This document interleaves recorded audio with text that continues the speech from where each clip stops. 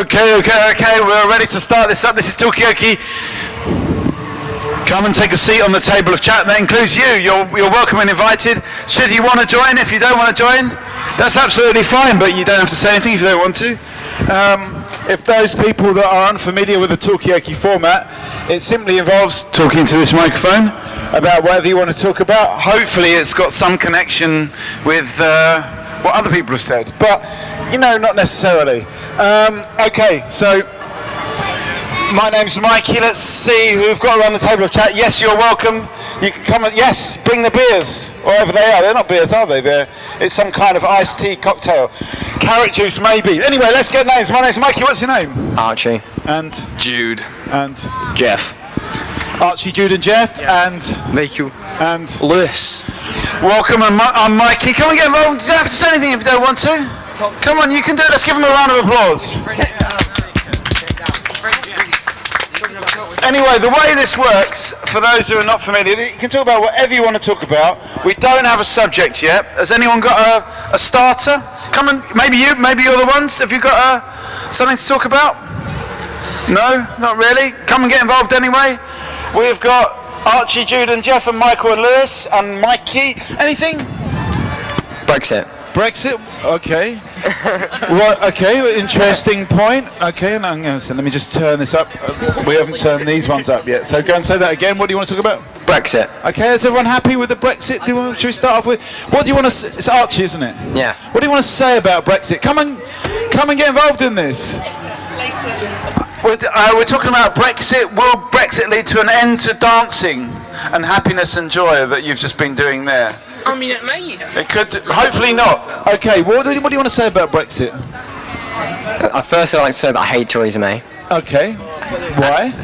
I don't like Conservatives. Okay. But then Brexit, I just think that it's I think because it was like 48% for Remain and then 51% for Leave. Yeah. I just think that it was too close that not everyone's going to be happy, and I think that's an important thing.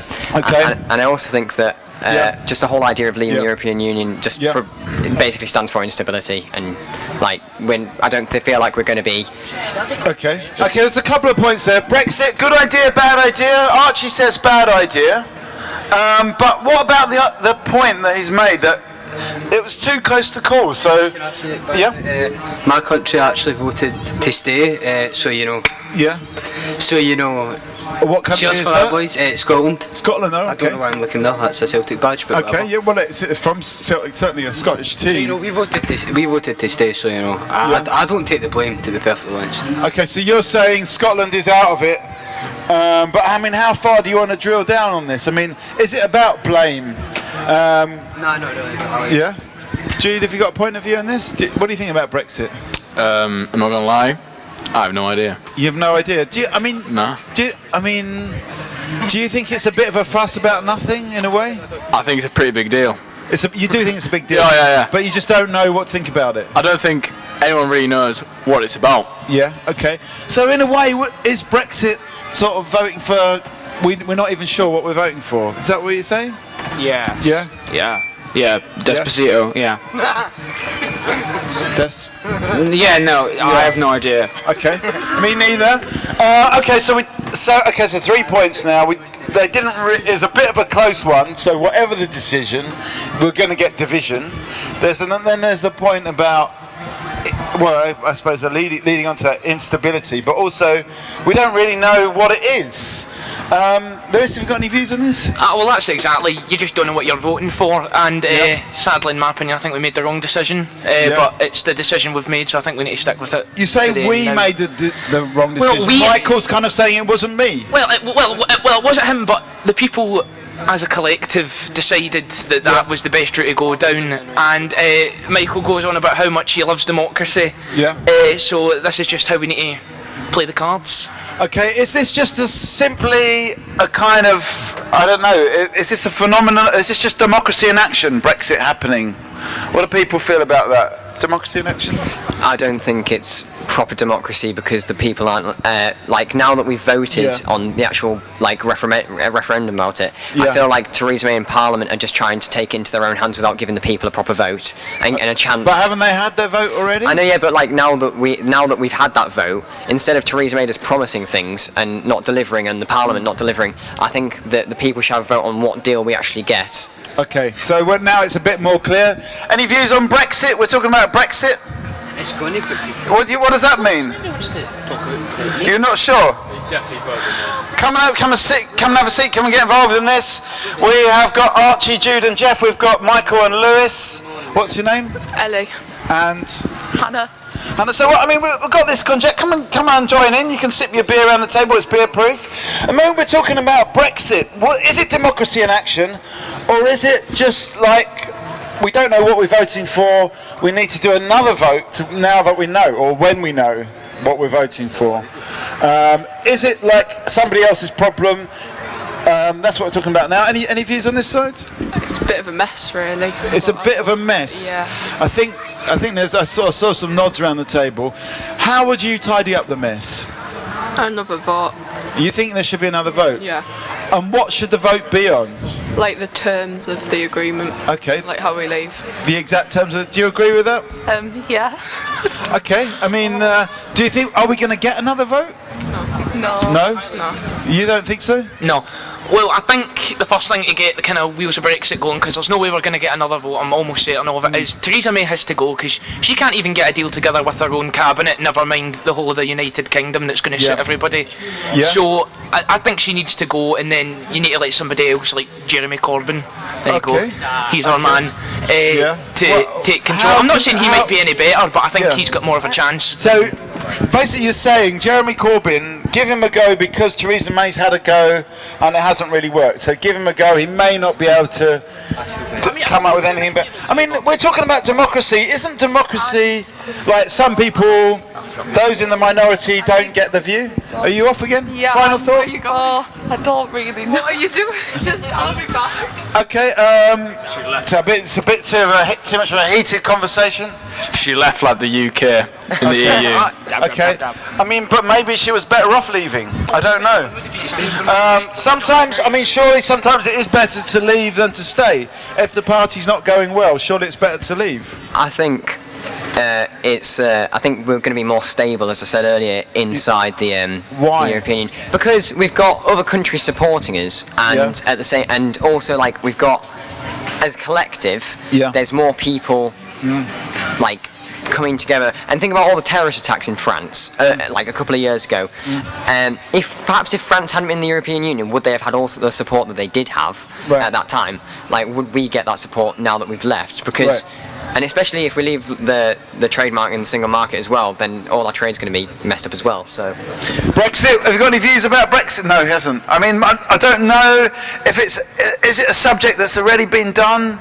I feel, Jude, that you feel that we've already talked it out. We've kind of got to come and get involved in this if you want to. You can bring your brownie. We probably, we won't ask you for a bit of it. What do you think about Brexit? Has it?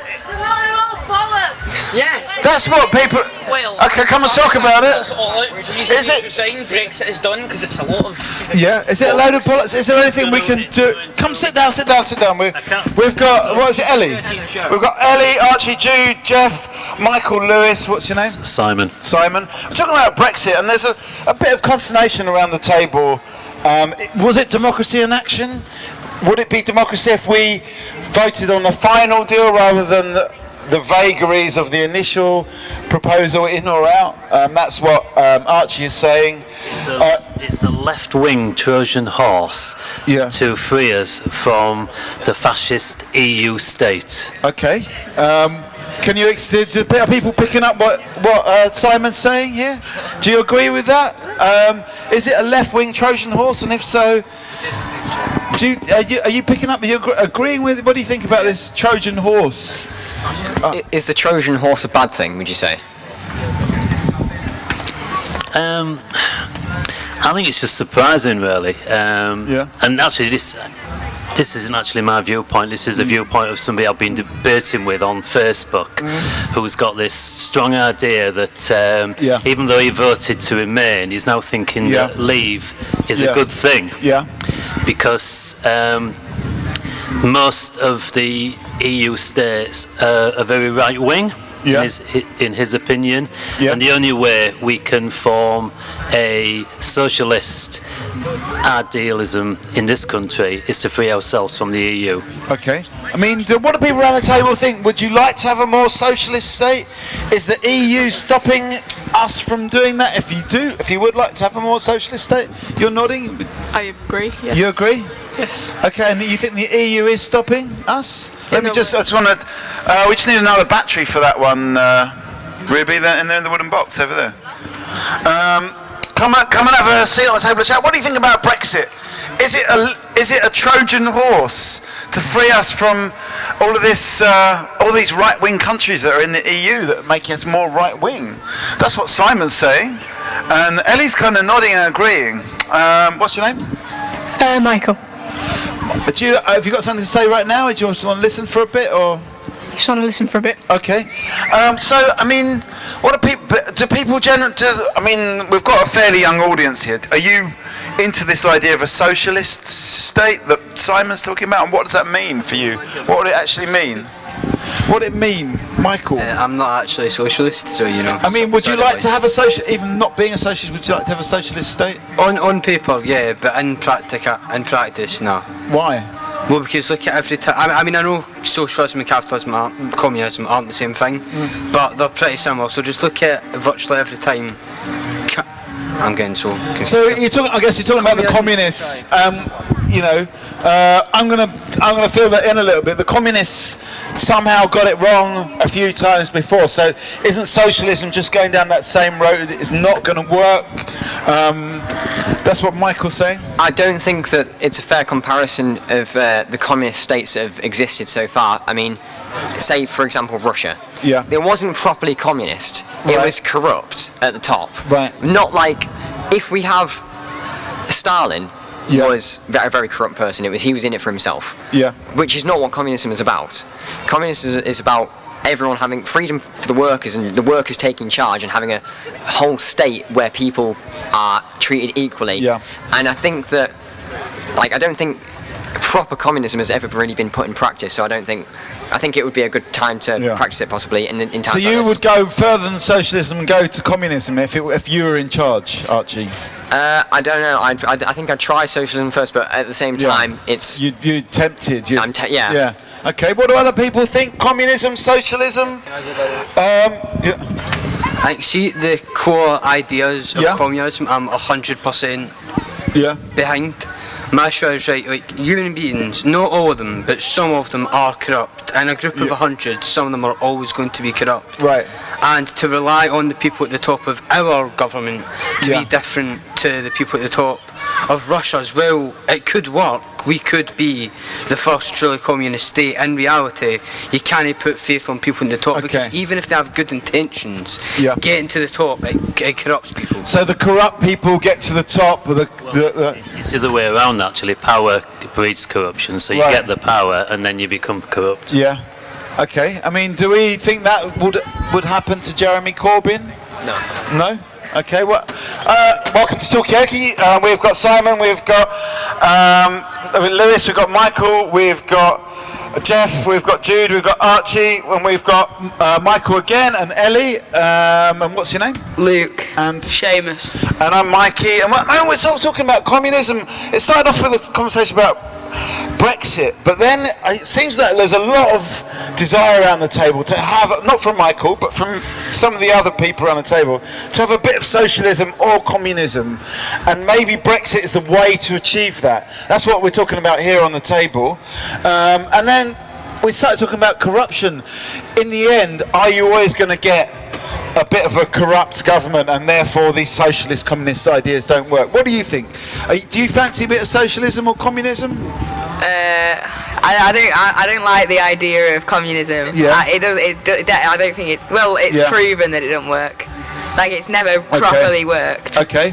What do you think? You got no opinion on it? Not particularly, no. I mean, I mean, could we? What's your name again? Sorry. Seamus. Could we sell Seamus in on? Because some of the more passionate people about socialism or communists sell Seamus in. Why? How? You know, Seamus doesn't really have that much interest in these things. How would you kind of pitch it to him? I'd say communism is equality for the workers in terms of monetary and power and just like freedom, and it's just equality for everyone. And I mean, it obviously, as your friend, I can't remember what he's called. Which one? Not Seamus, the other one. Luke. And as Luke said, it's like it's never really properly worked. But again, as I said, I was saying just before they came, like it's never really been properly tried as a properly. Okay, so how would you deal with this corruption thing that all the other people have been talking about? I don't think there should be a government. Okay. I don't think there should be a monarchy.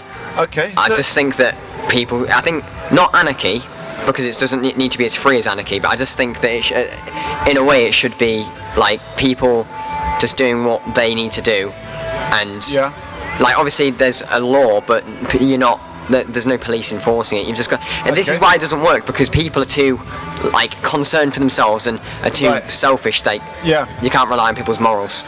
Okay, so this is Talkaoke. At the moment we're talking about should we have a country with no government and no police either. That's what Archie says.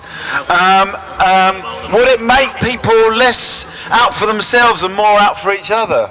I just thought that you could argue that the monarchy are less prone to corruption than elected people, because they're born into it. So, whereas people who go into politics very often go in for it for their own gain rather than to help people whereas for the good. The monarchy have gained everything already. They've gained everything already, and then they use their power. As much as it is, to promote the country and to do good. Okay, so what about a monarchy? Could a monarchy be a better system with less corruption? Should we go back to that kind of regal system, Michael? Right, granted the monarchy aren't as corrupt, but at the same time they're not qualified to run anything. If you're born into it, you never have to learn how to do something. Okay, are our politicians qualified? Even the worst politicians still have to go through years of education and working their way up from the very bottom other parties to get to a position of power. They do have to learn how to be a politician, how to please people. Okay, so should we actually have politicians? Are they qualified? Are they more qualified than the royal family that have been born into it? Got a new face at the table. What's your name? Liz. Liz, do you want to say anything right now? You're just going to listen in and pick up the pieces? Well, King Charles tried to rule without government and it didn't end well. Why didn't it end well? What happened? It ended in a civil war. Okay, so ruling without government could end in a civil war. We've got a bit of history there going on.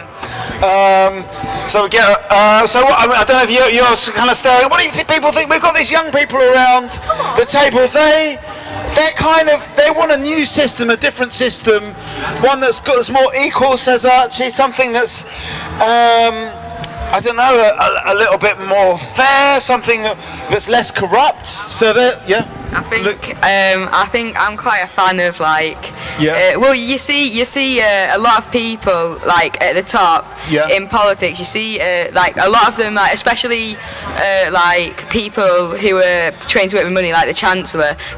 You see them often being big bankers in the city. And so I don't think they're out for themselves, because if you're a banker in the city, you can have a lot of money, aren't you? So you've made a career decision on what you want to do. So what you're saying is those people have already made their money, so they don't necessarily need to make any more money, so they're not that corrupt because they've already made their cash. Are you going to say something, Michael, were you? What do people think? Do we need to think up some new ideas for how to do all this government stuff? Do we even need a government? Archie says no, we don't really need one. I think we should have a Bolshevik-like revolution.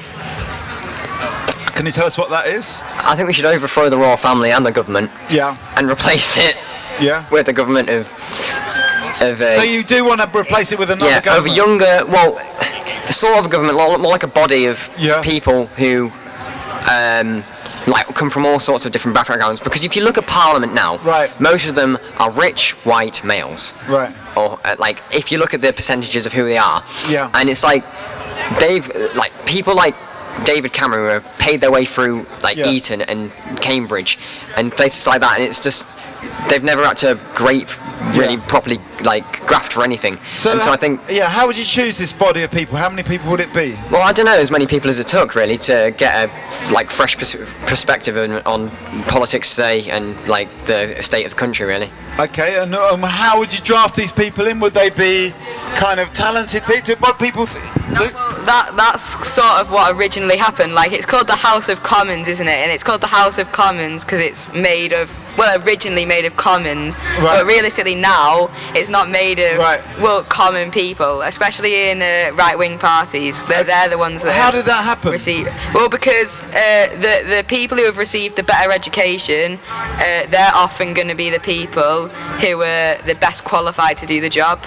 So in ways you can argue the best qualified people, they might not necessarily have the right opinions to like rule a country, but they're going to be the best qualified to do their job. Okay, so they're the people with the best education, they're the people that have got the best qualifications anyway, they just all happen to be rich and have gone to public schools, but they are commoners. I mean, have we got that already? Have we got a body of people that represents us? Could we do? I guess it's just a more general question now. Could we do better with politics, and what are the ideas? You've brought in a historical perspective as well, Liz, about where we've kind of gone wrong in the past, and I guess we learned from the lessons of history that if we have a king with absolute power, it could lead to civil war. But I mean, are there any positive examples like Luke's given about when it used to be proper commoners being in the House of Commons? Have you got any good examples of how we can learn from history? Or how would you like to see it? I'll come back to you on that one because that's a tough question. Could extend democracy by giving younger people the vote. Okay. Like some of these guys here are talking a lot of sense. Yeah, but do they really know enough to be able to vote? Yeah, some of these they people. do.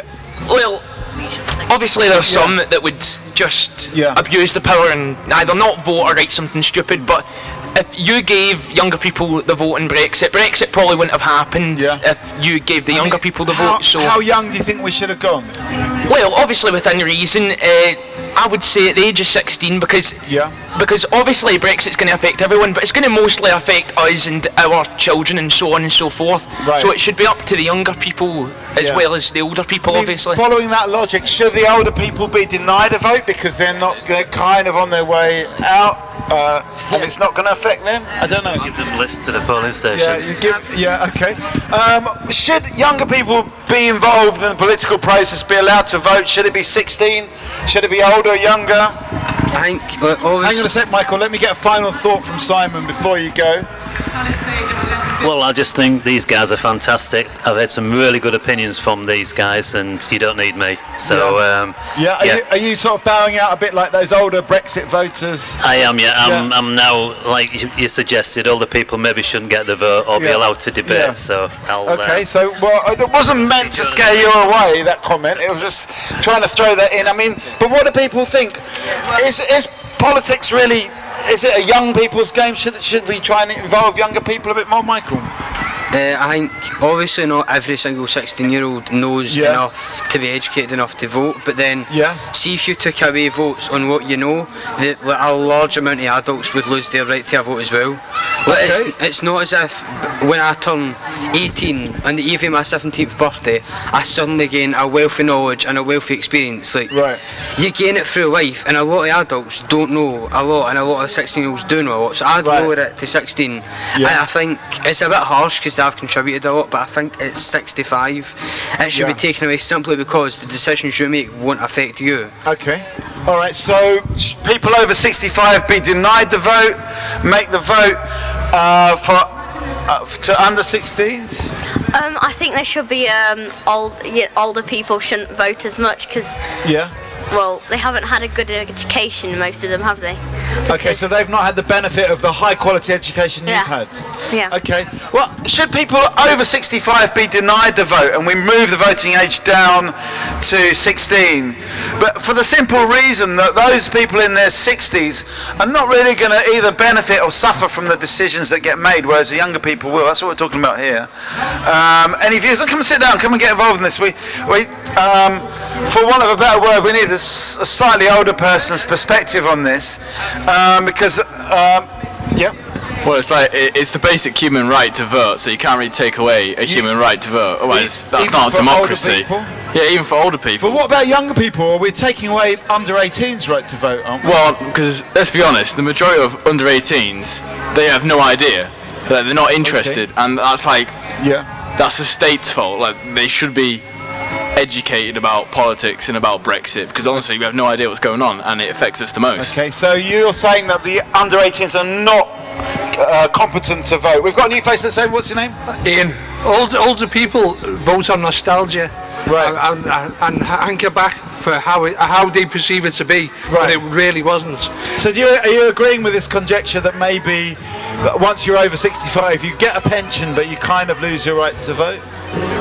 Not that you lose your right to vote, but maybe a half vote or something like that. Part of me thinks that you should be asked questions to see whether you should be eligible. Okay, I mean, so should there be some questions about who's competent to vote? Be they old, be they young? We've had complaints about both young and old people not being competent to vote. So should there be a questionnaire, some basic historical facts or whatever? Basic test. What questions would you ask them? Well, I don't know off the top of my head, but you look at the states of America.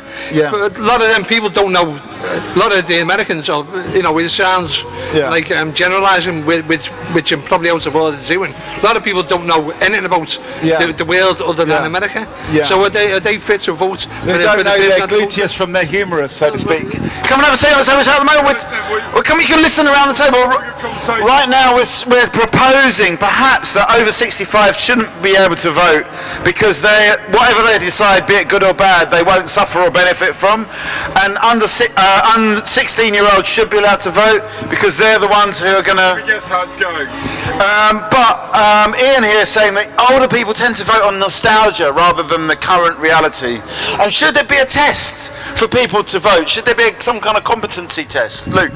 You make the point that people under the age of 18, they might not have a clue on politics, but if you're gonna educate people, then the reality is you're probably gonna be educating from a certain political view. Right. So that's gonna turn out with certain people based on what you're being taught, because that's gonna base out on some people being right wing and some people being left wing because they've been told that. It's not necessarily their actual decision. And also, people over the age of 65, politics isn't actually all about the future. Things like the referendum for like Brexit, that's about the future. But what about if there's a law coming in next year? That person's still going to be alive for that, aren't they? Okay. So it's not necessarily all the future. All right. So I mean, as a future older voter, I tend to vote. I tend to lend my vote to the people who can't afford, who need it more than I vote for me. When I vote, I don't vote for myself. So you're thinking about what? I vote for the future. Who I are vote you for the thinking kids. about? I'm voting for my children and my grandchildren. Right. Okay. I want what they want, not what I want. Okay. Do you know what I mean? And the more people have voted, okay, like me, the better. So we've got to think about that. I mean, what do we think? I mean, there's this question about, and there's Luke. Go now, gents. Anyway, thank you very much. Was that your final thought? Yeah. Have you got another final thought? Well, we're here all evening. I mean, right now we're sort of talking about who gets to vote, and really this whole session has been about democracy, how to make it work, how to make these decisions in a better way. And Luke's made the point that even if you educate people about the voting system, about politics, they're going to be educated in the point of view of whoever's in power, be they left wing or right wing. So is that even going to work? That's like the way it is in North Korea, because they're told that Kim Jong-un, he's basically the greatest person in the world. Yeah. But so they can't necessarily form their own opinion. Yeah.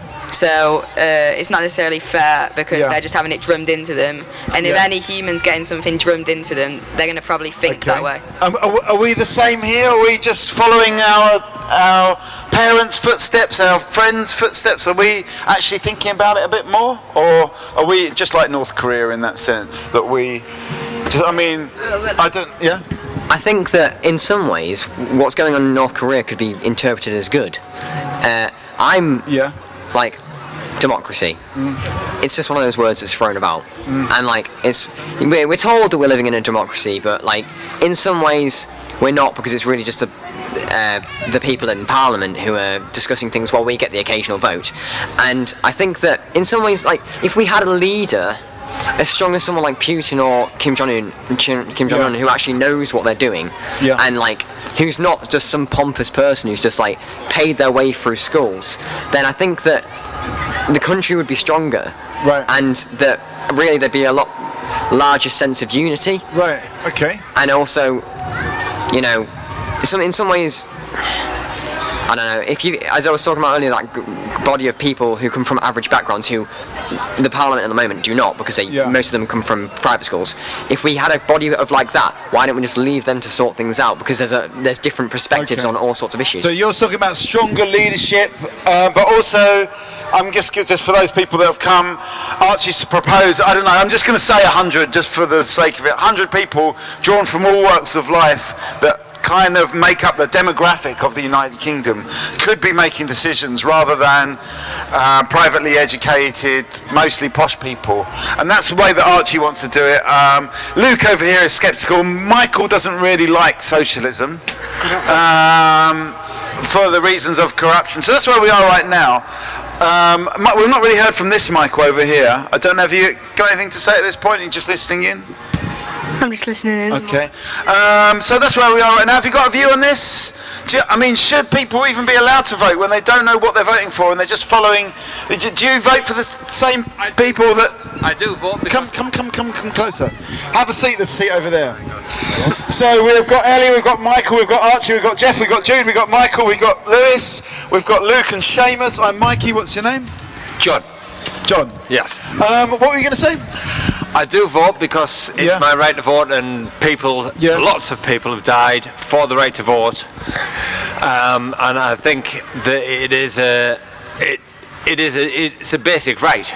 If you don't vote, then you don't have a say. I mean, I think everyone around the table would agree with that. I don't think we need to go around. We've got nods. But the question is, how do we make it better? Because there's a lot of flaws in the system that we've been talking about for the last half an hour. The flaws in the system, such as the fact that these people are a little bit kind of peeved. They didn't get a say on Brexit, for example. They feel like decisions are made by older people that are looking back and nostalgically. There's no competency test either for old people or for young people about who knows what they're talking about or who's done their research. So that's some of the things. Could we make it better? I think the way we should make it better is to eliminate the cogs, the non-working cogs in the machine. Right. So I'm talking about like not so much your minorities, but the negatives, the ones that are taking you down, like your tax avoiders, your benefit exploiters. Right. Yeah, you need to eliminate them from the equation. Okay, is that the corruption you're talking about? Do you think it's a part of the corruption? Keep it chill. Oh yeah. Okay. So is that going to help, Luke? There's a point over here. I just think that I really disagree with the fact of like one leader, because you make the point that however many people in Parliament, like 700 odd people, they can't represent the people like well, but surely it's like 700 people are going to have more points of views from different types of people than one leader. Let me get a final thought. Anything at all? Have you heard any good ideas you think? I agree with a lot of it. Is what? I agree with the 16 thing. You think the 16 definitely vote at 16? Yes. Okay. Do you agree with everything else as well? Yep. Okay. Thanks for... Yeah. Could I just... I missed the bit before, but you're on about having a vote at 16. Yeah, I mean, I will just recap from there. Are you off as well, Archie? Sorry, yeah. Let me just recap on this. I want a final thought from you and from you, Michael. So basically, what these guys were saying was, you know, this vote affects the future. Why? And we've heard a lot of very kind of learned views from the young people here. Why can they? I'm going to come to you in a second. Let me get final thought. Why can they not vote and be involved in that? Okay, let's get final thoughts, Michael. This may seem like we were talking about this ages ago, but like you were saying about having no government and no police, that could mean that crimes increase. So you don't trust the population? There should still be a police force, but just no government. Okay, police yes, government no. Okay. Yeah. All right. Archie, final thought? I think the basis of the general population of the UK and the morals that the people in the UK sort of like take for themselves is wrong. And I think that's why a socialist society unfortunately could not work at this point in time. But I believe under the right body of people and with the right sort of people in the population that the socialism could work, and I think that the government and the monarchy should be overthrown. Right, cheers. Okay. Thank you. Jeff, final thought? Are you going to stay? No. Peace the F out, bees. What was that? Okay. Okay, give us a final thought. I agree, socialism can't work, but at the same time our government doesn't really work, so I don't have the answers, but something has to change, and Kieran Tierney is better than Cristiano Ronaldo. Who? Kieran Tierney. Who is it? He's a Celtic player. Celtic player, He's okay. obsessed. Okay. Right, I'm going to leave as well. Okay. Basically... sit down. I don't like it when people stand up to give their final thought because it hurts my arm. Right, well, obviously Brexit's going to happen, right? But we've talked all night about changing the future and whatnot and changing what's going on at the moment. And if we want to change it, we need to start from the bottom. So it starts with this generation teaching the other generation, so on and so forth. Now it's time for me to Brexit. Okay, you're gonna. Well, it's more of a Lewis exit. Come have a seat on the table chat. This is Talkaoke. We're currently talking about overthrowing the corrupt government and replacing it with some kind of body of people drawn from the general public. No, but hang on. This is Talkaoke. You can talk about whatever you want to talk about. Come and sit down. Come and get involved in this. There's no fee. There's no contract. There's no minimum or maximum time at the table. And yes, you can get involved as well. So, Seamus, are you off as well? Yeah. Okay, give us a final thought. What do you think about all this country? Do you think 16-year-olds should be allowed to vote? Yeah. Probably. And should there be some kind of test for them? Potentially, yes, because some people might not have the brain capacity to vote. And Virgil van Dijk is a brilliant centre half. What was the last thing you said? Could I just say, if a 16-year-old is old enough to fight in the army and is old enough to get married, they're old enough to vote. Okay. And if any of the young people around here can think of a successful way to govern equally and fairly and with the spread majority, please let me know. Okay. Send an email to John at something. I don't know what it is. Okay. Come and have a seat. Give us a final thought. I don't know if anything actually does need to change because let's face it, like this country, in terms of compare it to the average country in the world, it's so much better run. It's so much more like fair. It's fair. It's actually a fair system because you vote for the person that you want wants to represent you, and the fact is that the more people that are going to vote for that person to represent you in Parliament means that they're going to be better for the job for your area or constituency. Okay, could it be tweaked a little bit? Could it be upgraded anyway? Maybe, yeah, but and also I think stuff like mess is going on. Like I'm not a fan of coalition governments because it means that no one's really in power and there's no point of view. So every vote is basically just a toss of a coin. Okay. So we're voting for stuff. Yeah. Great stuff. Yeah. That kid knows way more than me, and he's like half my age, I'm guessing. Okay. It's actually 23, but it's got growth deficiency. Anyway, what we're talking about at the moment is we were talking a lot about these kind of hardcore political kids on the table of chat, but they've all gone now. They've all had their final thought. But the great thing about Talkaoke is we can carry on the hardcore political conversation. Talk about something completely different. It's kind of up to you. Let's just get names first of all. We've got Ruby on camera. And what's your name? Seth. And Dom. And Hugh. Hugh. Yeah. And Michael. Oh, you're just coming back. Get my drink. Well, help us out. At least help us, because we probably need a new subject. Because I feel these guys are not turned on. Come and get involved in this. 2018 World Cup. 2018 World Cup. What do you want to say about that? Football actually came home. Yeah. It did, in a way.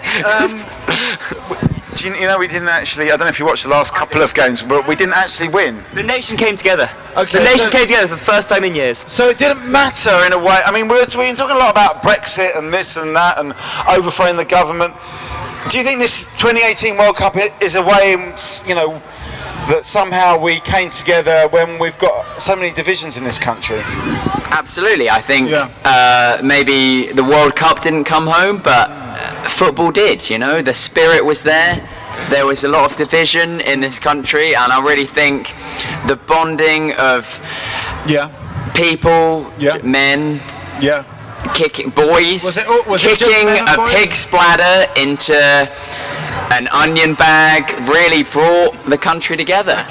Okay. So it was a simple device, but it kind of worked. And what I'm getting from you, come and have a seat on the table of chat. Okay, on the way back maybe, but please wash your hands. Okay, so we've got a new face to say. What's your name? Theo. We got, what was it again? Sorry, I know he's Hugh. Who? Who's Hugh? Seth. Seth, yeah. Dom.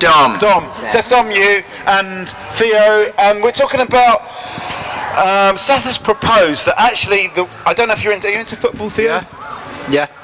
Do you think that because what Seth said is that we've got all these divisions in this country, but did the 2018 World Cup somehow bring some kind of unity back to this country? Yeah. Just as Dom has said, by kicking a pig's bladder around a square park. Yeah, because I mean they'd never really got that far, for the past almost three decades. Yeah. I mean, so it's different, you know, because for some people, it's like almost a different thing because it's in different lifetimes, like different people. Because you can say, oh yeah, we came such and such. We went into semi-finals in 1990, but with people there to like witness it, whereas you've got a new generation of people. Who have got that experience, so it's completely different, really. So it did bring it home to a certain extent, even though they didn't win. Oh, it's too late. Can you? Oh, good luck with that. Anyway, hang on a second. Let me just. Sorry, because that's the new host coming in. Let me just. I can take over if you want. What's a good idea? But we've got to keep the seat warm. We need to go drink beer, so I've got some thoughts. You're welcome to have a go actually if you want to. Before we move on and purchase beer to drink, we've just been to see a man called Gecko in that tent that was really good. He's also playing tomorrow morning. And what is Gecko? He is a man that sang about some things, and those things were very important. So he said that libraries are very important, and we should probably not close them anymore. And he said that. Do you agree with that, Dom? Yes. Do you go to the He library? made a passionate point and said that they're very important for good internet, but also bookshops are important if you want to buy books. Right. Okay. I mean, do people go to bookshops and libraries? Do you actually attend? Do you go to bookshops? Michael. I think that bookshops are important. Yeah. Because if there's no libraries or bookshops, how or where are you going to buy the books? Yeah. Okay. Is there anywhere else to buy books apart from bookshops or libraries? That's what we're talking about now. Can you think of anywhere? I've heard of Yeah. Oops, sorry, drop the mic. Gecko also sang about. Was that Amazon? We had Amazon from Amazon. Yeah, come and join in. Come and get involved with this. There's no minimum term contract, unlike Amazon Prime. What about the internet? What about the internet? Surely you can buy books from the internet, or Speaking of books on the internet, sometimes we look at them on the internet and we think that they're pretty overpriced, so we look for them in bookshops and they're always a lot cheaper, so they should just... So you're saying books are cheaper in the shop than online? Yeah, that's what happens some of the time. Okay. So you're saying we need to keep the bookshops and libraries open. There's the Amazon argument. I mean, what do people think? Is there any point in keeping these things open? Does anyone here go? When's the last time you went to a library? Anybody here? I went. Yeah.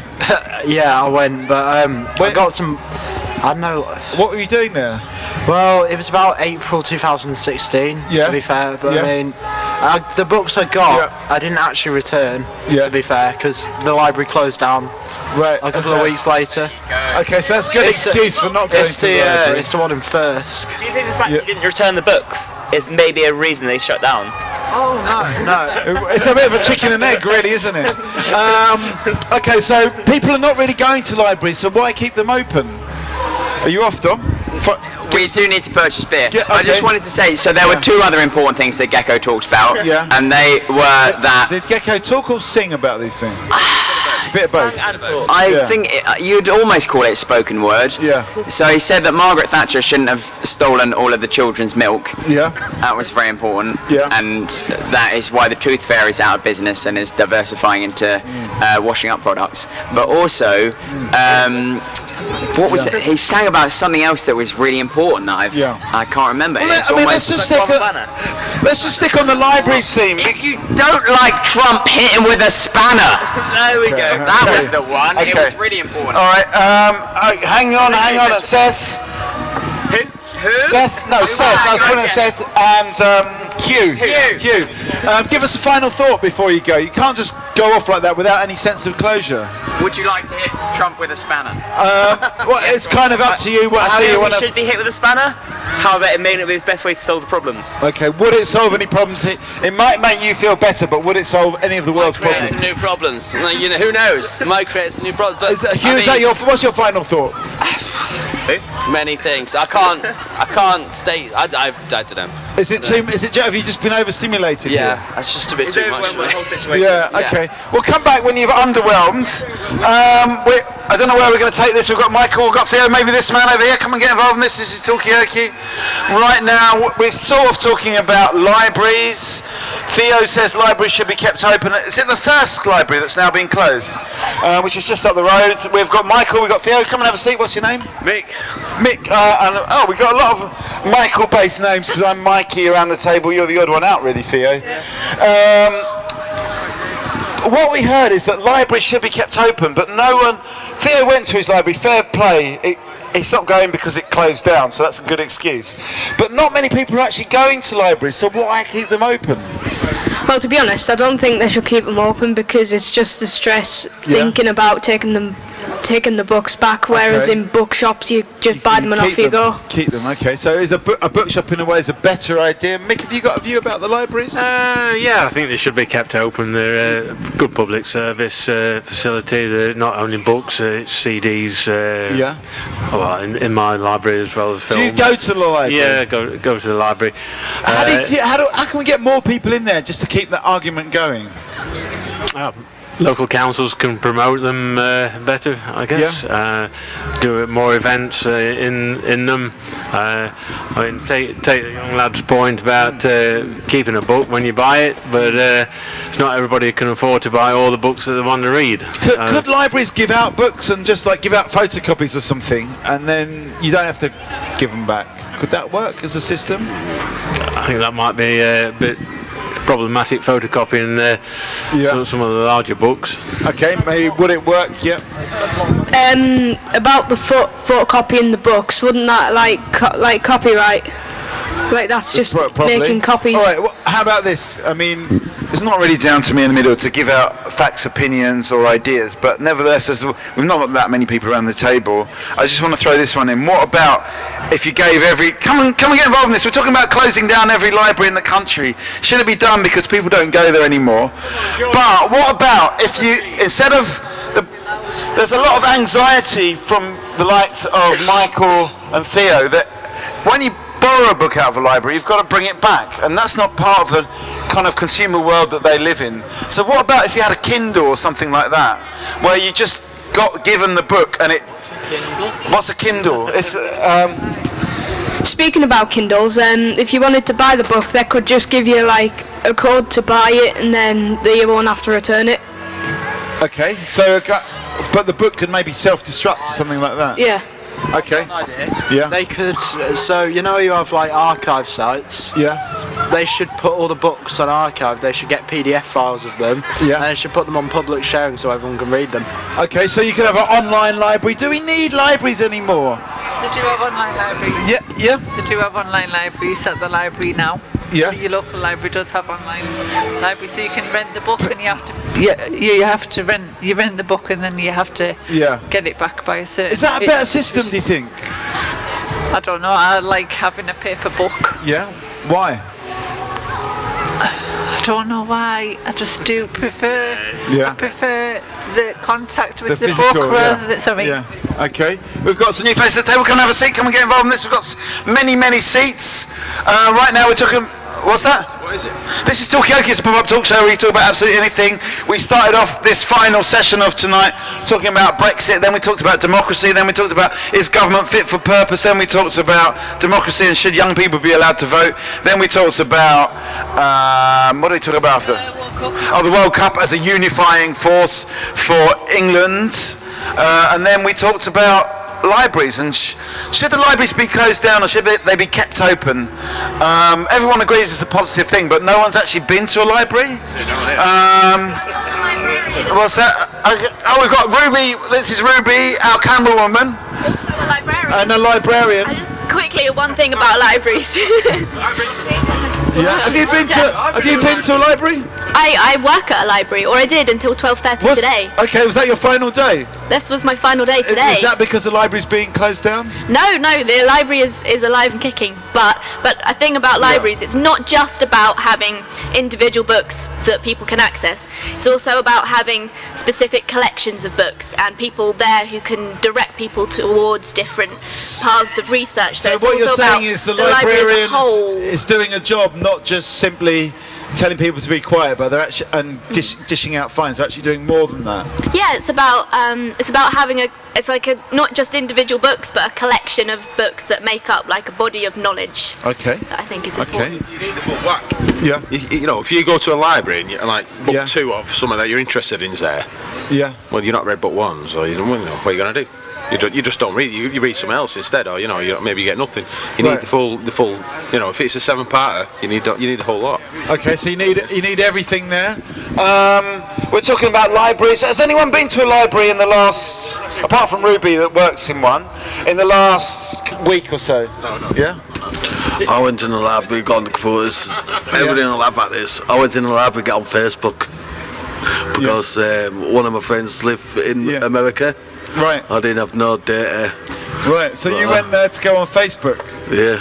I mean, is that the kind of modern use of a library? I do loads from library, like job search, like looking for full time. Right. They do like job search groups. Right. Okay. They're quite good. So there's quite a lot that coalesces around the library. Okay. We've got some new faces at the table. Let's just get names. We've got Michael, we've got Theo. What's your name? Rudy. And Dale. And we've got Mick. And what's your name? Heather. And John from Hull. John from Hull. And Rich. And I'm Mikey. At the moment we're talking about closing down the libraries. Is it a good idea? Will it save a bit of money, or is it actually a place where people come together to share knowledge or to do? The amount we'll save is nothing compared to what we're pissing away every day on all sorts of things. Okay, what are we wasting money on? Everything. Okay. Well, I'm not saying it's wasting, but the money's being spent on everything. Right. Okay. I wouldn't say wasting as such. Okay. Not wasted, but could libraries are better spend than some of the things we spend money on? Michael. Speaking about the online libraries. Yeah. How are they going to make money by if everyone can read them? How are they going to make the money to keep the website running? What website? Like for the online libraries. Okay, how will an online library make money? Because someone was talking about they've got money, does it have to make money? Does it have to make money to survive? That's not the intention of it, is it? The library's not there to make money. It's there to be a body of knowledge for people to access, isn't it? You know what I mean? Does a library, online or physical, need to make money? Really, a library you need to keep open because closing the youth centres down. You just learn like when people got kids. Yeah. Loads of libraries have like loads of kids books, workshop, all that. That's why you need the library open. When the library closes, The government need their head testing. Okay. I mean, well, that's another point, and something we've covered a little bit this evening. Where do we want to go with this? Do we want to talk about the government? Do they need their head testing? Says, yeah. Was that still there? This week's government, I mean. Sometimes, libraries should stay open, because, where I live, a new library is just opened, so I wouldn't really see the point in closing it when it's just been built. It's just been opened, Where is that? Just in Newton Aycliffe. Okay, where is that? That's near Darlington. Okay, so County Durham? Yeah. In South Shields, they've just opened a library about a year or two ago called the National Centre for Written Word, and it evolves what a traditional library has been. Hang on a sec, Rich. Let me just get. I don't want to interrupt your point, but I want a final thought from Theo. Possibly from this man whose name I've forgotten. But anyway, you carry on your point. So libraries can evolve. They don't just have to be a stuffy building full of books. We can evolve what we put in them, and we can evolve the kind of activities and I'm going to find out a little bit about what that National Centre for Written Word is like and how it's an evolved library. But let me just get a final thought from Theo before you go. Grab the mic. All right. What should I? Well, just whatever you're thinking. Whatever you're thinking. Right. Well, I guess the thing about internet libraries being free is, I mean, it's like Wikipedia. People donate. It's like anything, you can't expect to get anything unless you put some money in. So it doesn't make. Do you think Wikipedia works as a system? I mean, it's not. You can edit it, so it's sort of it works. But I mean, it doesn't work because it's second-hand, unreliable information. But it's okay. Okay, isn't all information a bit like that? I mean, yeah, but it's written by. So you'll look on really old articles. Yeah. And I mean, people don't know what actually happened. They're just, you'll go on some Wikipedia articles that are so badly written that you go on them and they've been speedy deleted. Right. So they have speedy deletions if you search something up that's written badly. Okay, so you don't really trust Wikipedia, and can this? Everyone chips in idea. Can it actually work? But let's hear a bit more about Rich's library in South. What's that? When I was 12, I used to edit Wikipedia articles, so... Yeah. Okay. All right. Good work. Okay. Rich, tell us a little bit more about the South Shields Centre for the Written Word. In South Shields, they built a new building. They call it the Word. It's National Centre for Written Word, and it replaced the library. And it's got it's got typical stuff you get in library: books and internet access, computer access. But it's also got sort of storytelling and exhibitions and stuff like that. Library membership in South Shields has tripled since they opened it. So it's been people are getting involved. So there's 3 people going there now. Yeah. So it's been a big success. It's done what it meant to do. So it's evolved. It's sort of imagined itself in a way. Yeah, and it's got people interested. I mean, a lot of the exhibitions are about the history of the area and the people from the area. So that gets people's interest, doesn't it? So, okay, interesting. Yep. Okay, John. Well, I'm saying to you, they open loads of libraries. They're spending money on libraries, but they're spending money on youth. Okay. Get all the kids off the streets, like youth centres, like that. Right. You think more money should go into youth centres? Yeah. Okay. Because the youth, youth centres, the big kids top of your street. Okay. Like hanging around the shops, drinking. Let's ask the only person eligible for a youth centre. That's Michael over here. Would you go to a youth centre? Are there any youth centres around your way in Newton Aycliffe? Not that I know of, no. Would you go to one if there was one there? I don't know. You're not sure? I mean, do you know what it is even? What? Do you know, have you heard of that? A youth centre or a youth club? Not really. Okay. What's that? Depends on your area. Again, some areas, youth centre to you was somewhere to go and stick glue and, drink cider, wouldn't it? You know what I mean? Where other areas. Isn't that a learning experience in itself? Well, you don't have to go to a youth centre for that, But, it depends whereabouts you know. Yeah. I mean, that's the experience is massively different where you go. And stuff like that. Ruby's from West Country, says she's an expert in drinking cider, at least. I don't know about sniffing glue. White lightning, though. But so we're talking about a youth centre. What's it for? What is it? Because Michael has not even heard of the idea. Mick, were you going to say something? No, I'm only making a comment on cider. Yeah. What were you going to say about cider? It's, as long as it's real cider, it's not too bad for you. What do you mean, real cider? None of this white lightning stuff. Okay. You know, it's proper. What is a good stuff. cider as far as you're concerned? Well, could be any number of real ciders, but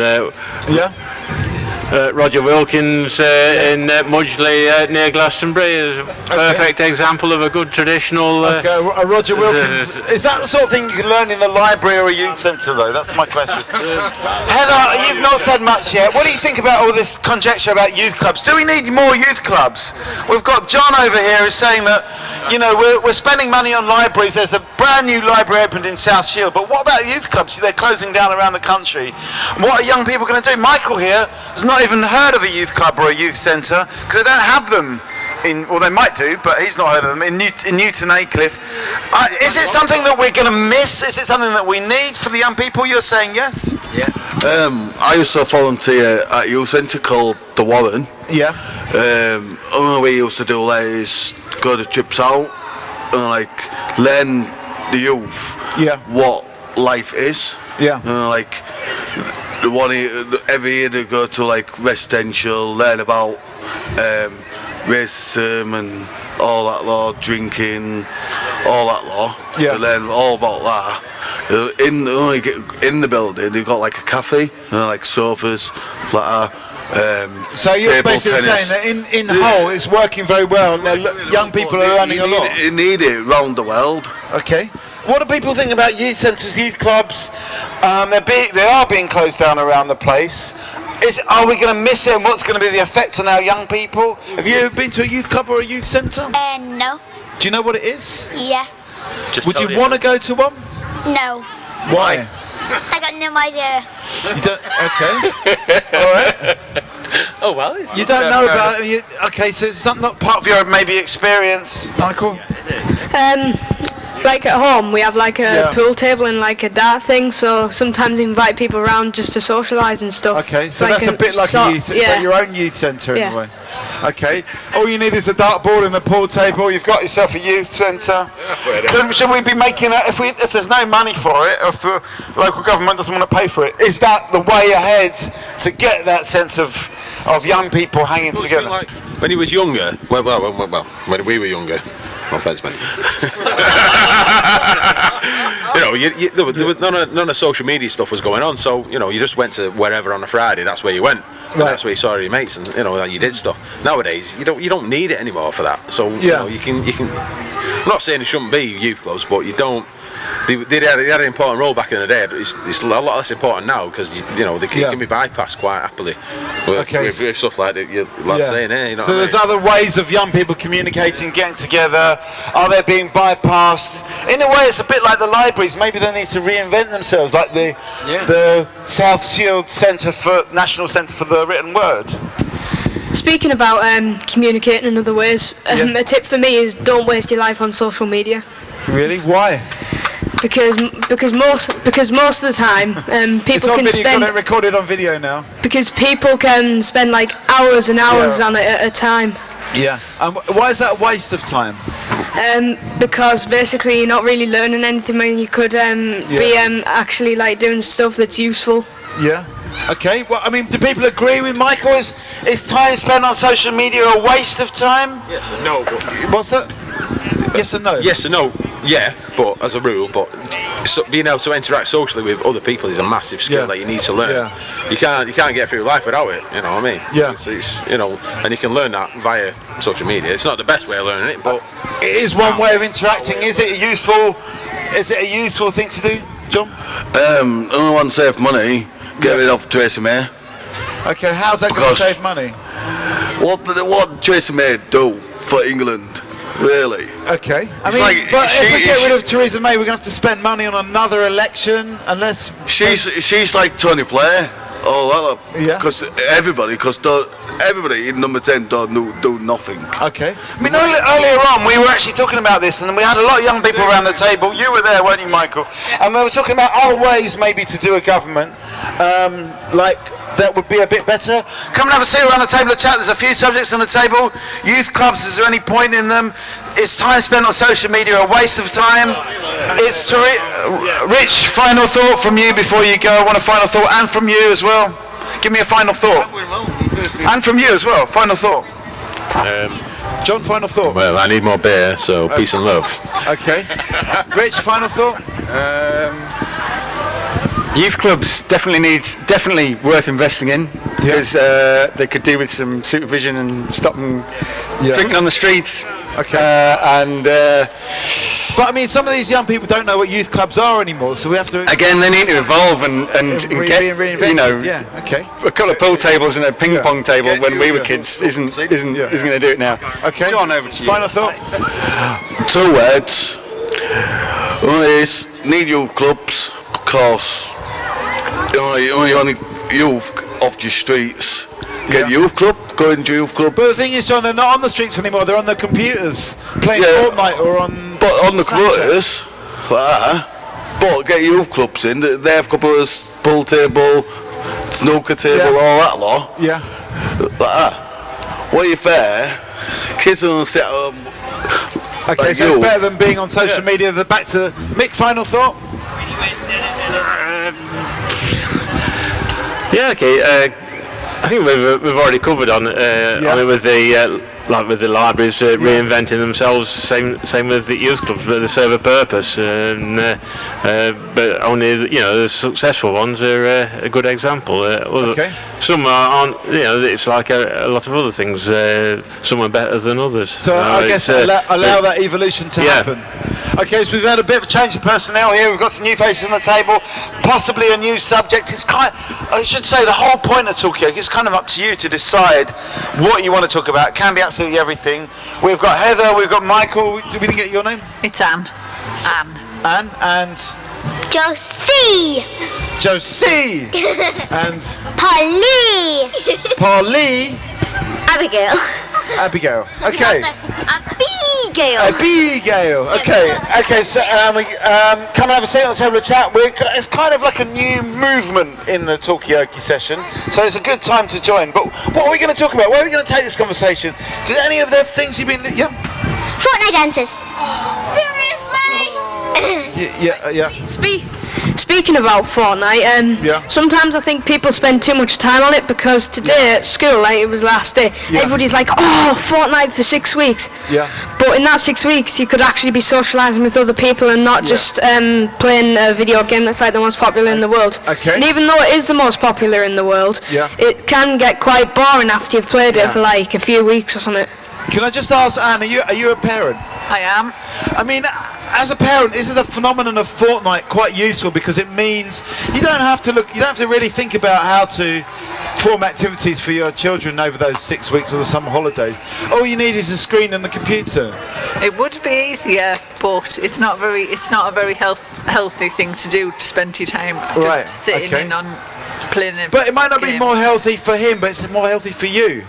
That's what I'm saying, because you can just get on with your life. I would get a lot of jobs done, but that's not what my job is. My job is to make sure that he's got good things to do. Okay, 6 weeks of Fortnite, that's what we're talking. Do you know what Fortnite is, Heather? I do know what Fortnite is. Yeah. Are you a player? No. And I don't really know anyone who's a player. I have 2 kids. They don't seem to be interested in it. So. Right, okay. Why are they not interested in it? What's wrong with them? I don't know. They just do other things. Yeah, okay. Interesting. Okay, Fortnite. My brother plays Fortnite and I see him always playing Fortnite dances, so I just join in with him. Okay. I don't really like Fortnite, and I always think boys in my class talk about it too much. So I just ignore them. Does it get a bit boring after a while? Yeah, and now when we do our times table songs, instead of doing the penguin dance everyone normally does, they did the floss. Does what? The floss. One of the Fortnite dances. Okay, I have to say, I know nothing about any of these things. All I learn is from here on the table.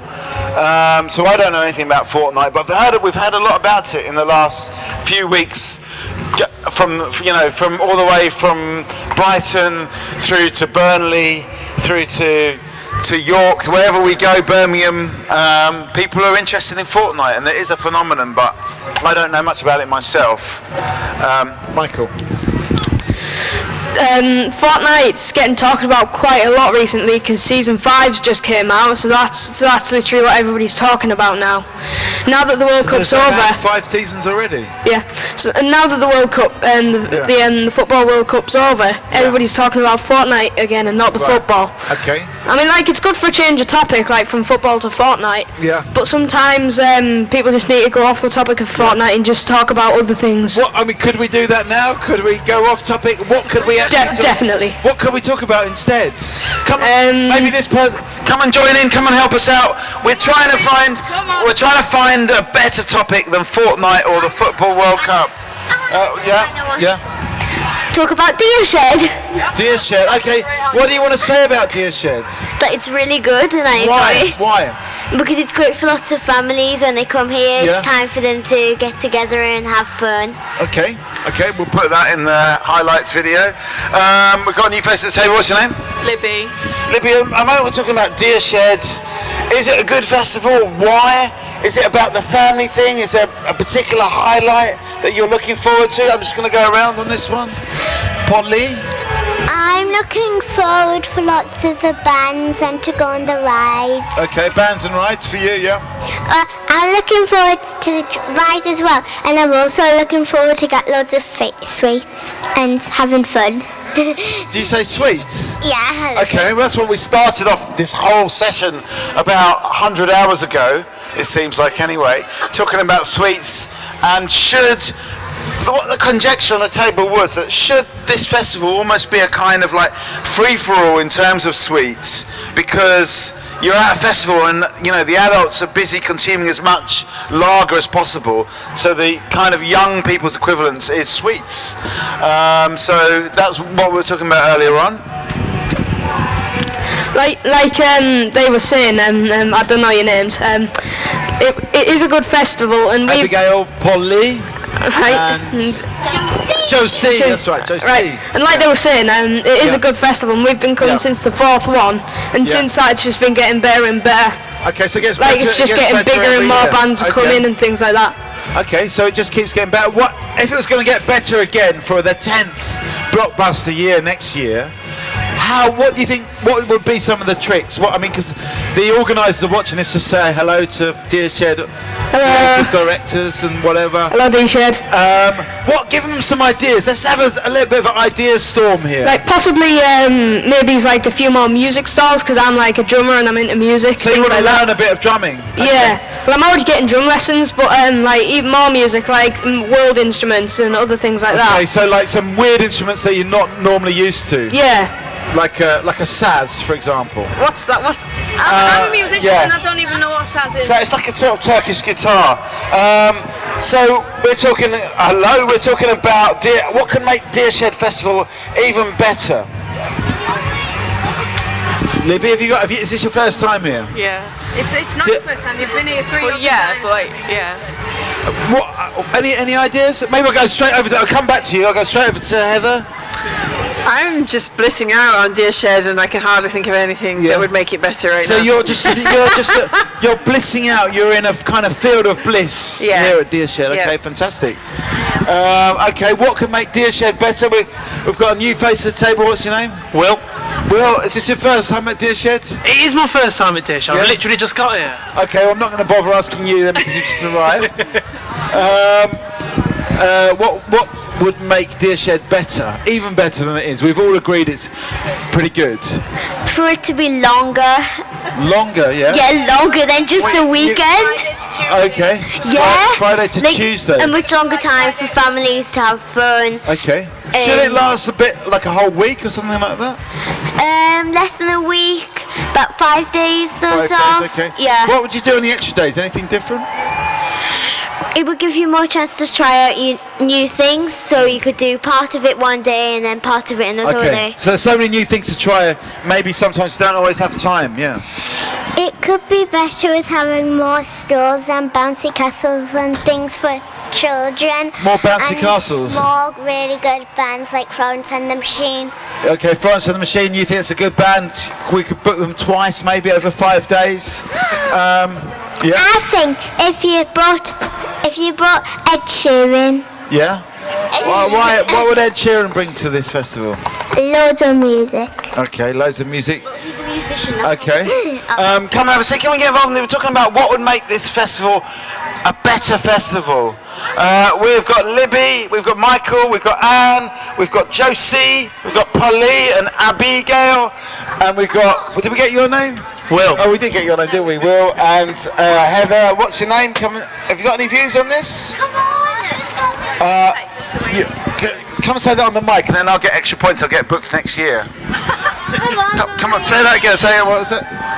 It's perfect just the way it is. Okay, including with Talkaoke, bear that in mind. Okay, so this is kind of like the cherry on the cake, I suppose, to what is already the best festival. What would make Deershed a better festival? That's what we're talking about now. Libby, have you thought of anything yet? Like a few more movies for like little kids. Yes. Okay, bit more cinematic action. Disney movies and that they might find interesting. Okay. Come on. I think to make Deershed better would be to bring in like a few more known famous bands, and maybe even a few less known bands to try and get the less known bands so rather than Ed Sheeran, in the community, some of the less famous people. Yeah, so like a mix between the more famous and the less famous. Okay, so get some like less well known bands in. What would make Deershed a better festival? That's what we're talking about at the moment. And this lady here said it's perfect just the way it is. Now that we've got Talkaoke, it's perfect, basically. Go on, what are you going to say? Sit down, don't be shy, it's electrically safe. Heather, give me a final thought before you go. Don't just walk off like that. I need closure. You're very good at doing Talkaoke. I've been doing it a long time, but I tell you what, I'm going to open up this table very shortly to somebody else to come in and do this job for me. Could be somewhere around the table. Possibly. Anyway, what would make Deershed a better festival? Well, so far what we've heard is it's a little bit short. It's only 3 days, and you don't get the time to do all the things you want to do. Is that right? Yeah, I think it should be for a full week. A full week, okay. I know it might seem short, but there is actually a way to make it longer. There's like a way to sleep on the Sunday and stay till Monday. Yeah. Okay, so you could stay to. But is there anything going on Monday? Not much, but still, it's a good way to enjoy the festival because there'll be a lot less people there. Okay, so maybe you could sort of do some spontaneous things on Monday, just kind of make it up as you go along, kind of thing. On the Monday, it could be like Monday kind of free for all, where who knows what's going to happen. Give me a final thought before you go, pizza lady. We didn't get your name. Free face painting. Free face painting, okay. Should face painting be available on the NHS? Going back, earlier on we were talking about the NHS and how it's chronically underfunded. Maybe we need face painting, free face painting for all. And that could actually, what you pay for in face painting, you might save in mental health bills. Anyway. Well, I think it should be open on Monday because then I can just miss swimming. Okay, you don't want to go swimming. What about having swimming here? Will that kind of kill it for you? Yeah. Okay. You can listen to music as you swim. I think it should stay longer so they can fit more bands in. Okay. Any points here? Can you come back? I'll come back to you, okay? Oh, these people are gone. They disappeared without even saying goodbye. He's lost his glasses. Okay, whose glasses are these? Come back now. Okay. Right, okay, well hang on to those glasses. They're next to this half can of Camden Hills. We can have these could be the left items side of the table. Come and join in, come and have a seat on the table chat. Maybe now is the time to introduce our new host. all the way from... Where are you from, actually, Will? Birmingham. Yeah, but where in Birmingham? I've moved about. Kings Norton originally. All the way from Kings Norton in Birmingham, we have got the one and only. He's travelled all the way to get here. It's been a long drive. He's gone through traffic jams, through hell and high water, in a sort of motorway sense of the word. Anyway, but let's now welcome Will Costello, our Birmingham agent. Give him a big round of applause. We're going to keep this going. So I'm going to jump out because I've been... Okay. So what's happening then? Because I've literally just got here, so I don't know anything about Deershed. I don't know what's happening, what people are up to, what's been happening. You're going to tell me what's been going on at Deershed? Brilliant. I'm going to pass you the mic while I get mic'd up. So basically, it's like there's lots of bands. So you can get food, obviously, and there's things like it's like where you can it's just a place where you can enjoy yourself. There's like science tents. There's places where you can watch movies, things like that. I'm quite interested in see what food people have had today because I haven't eaten yet, so I'm quite hungry. So what would you guys recommend? Oh, we've got some hands up over here. We're going to come over here. Churros with chocolates. Chocolate? What chocolate? I think it was milk chocolate. Milk chocolate? Well, that sounds good. We've got loads of hands up over here. There is...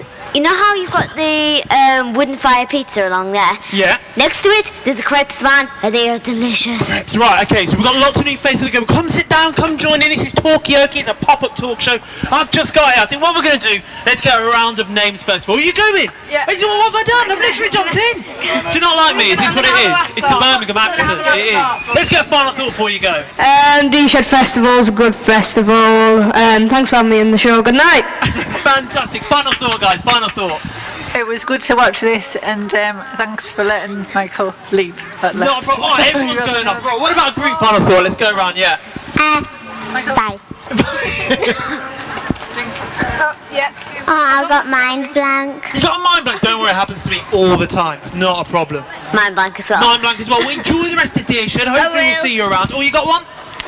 I like Deershed very much, and I like doing the Talkaoke, but sadly I have to go. Goodbye. Not a problem. Well, hopefully we'll see you again soon. Big round of applause for everyone that just come over. Absolutely fantastic. Come join in, guys. Come sit down. Deershed's too expensive. It's too expensive, is it? Oh, maybe we're going to talk about the price. But before we get on to that, let's get around to names. Right, we're going to start over here. Mikey. Thomas. Alex. Dylan, and you beautiful people over there. Come sit down, come join in. This is Talkaoke, it's a pop-up talk show. My name's Will. We're just getting started really, aren't we, Mikey? I've just got here and jumped in, so tell me what you guys have been up to. What have you been enjoying? What have you been seeing? Any thoughts? No. No? You've not seen anything? You've just been walking around. Your eye closed? One of the things I think a lot of it is what I've picked up in the last few minutes. A lot of it is just about the vibe. So you don't actually need to do anything. You can just, like, I could sit there and enjoy just in this little. I might actually do it actually now that you're in the middle, and just enjoy the vibe. You don't actually need to go. It's for other people to go and see acts, see comedy. You could just sit there and just pick up the vibe, and you'll get 95% of Deershed just from this patch of grass here. Sounds good. We've got a hand up over here, yeah? I've of a lot of people. Seen a lot of people, have we? No, we've got some new faces. Let's get some names very quickly. Matthew. Eve. Lily. Izzy, lovely to meet you. My name's Will. And you people, come, feel free, sit down. We're talking about sort of the vibe of Deershed at the moment. It's quite a nice vibe, people are saying. I've seen loads of tents and people, like when I'm walking to my tent it looks like a sea of tents because there's loads of different tents. Loads of tents. Is everybody camping here today? Is that what everyone's doing? We're all in tents? Yeah. How's it going? Is it nice here at the moment? Sounds intense. So, okay, there's always one, isn't there, people? There's always one. You saw it here at Talkaoke first. Mikey the comic coming out of nowhere. So what's your favourite part then? Is it the shows? Is it the camping? We're over back here again. I like my favourite part is because you can when you can go and see loads of different things and then you can make new friends. Has anybody else made new friends here today? We're going to come back over here, yeah. I made one. Ah, okay. Just the one? Yeah. Was it a good friend though? Yeah. So it was worth the trip? Yeah. Yeah, fantastic. That's what we like to hear. I've met two. Two people? So do we think Deershed brings people together? Is that what the vibe's about? Is it about bringing people together? I've made a lot of friends already, and all I've done is sit around this table or in the table, and I've just made hundreds of friends. Hopefully I can make some friends today then, Mikey. That's the plan. Fingers crossed. I've been only here about 5 minutes or so. Oh, wonderful. Yeah, I'll have that. That'll be fantastic. I'm not sure what it is. It's a drink. That's perfect. Just what I need. Yeah. My favourite are the shows. Yeah, the shows. What shows have you seen? So I didn't know we were having shows here. We just saw 3 in the big blue tent. 3? What was in the big blue tent?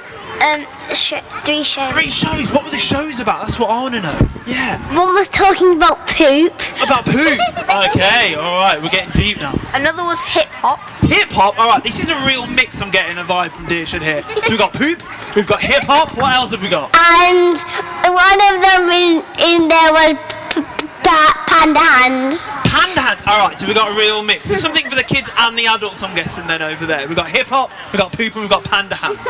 What else does people want to see then apart from that? They might want to see like that in nature.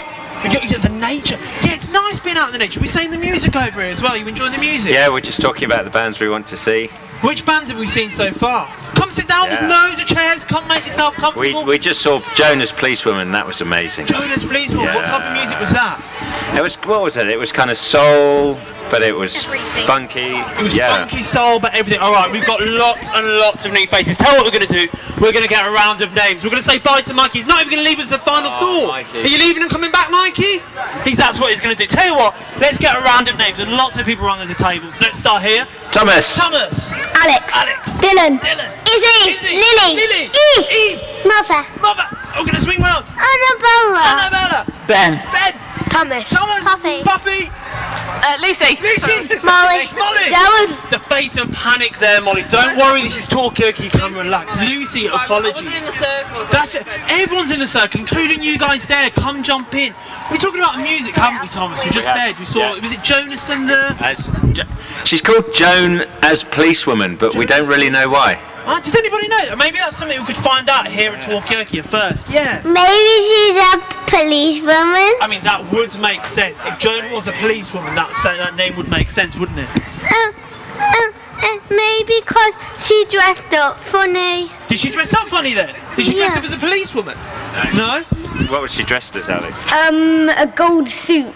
A gold suit, okay. So what do we think? Do we think police people should wear gold suits then? Would that make it a bit more fun? Yeah, people, lots of agreement there.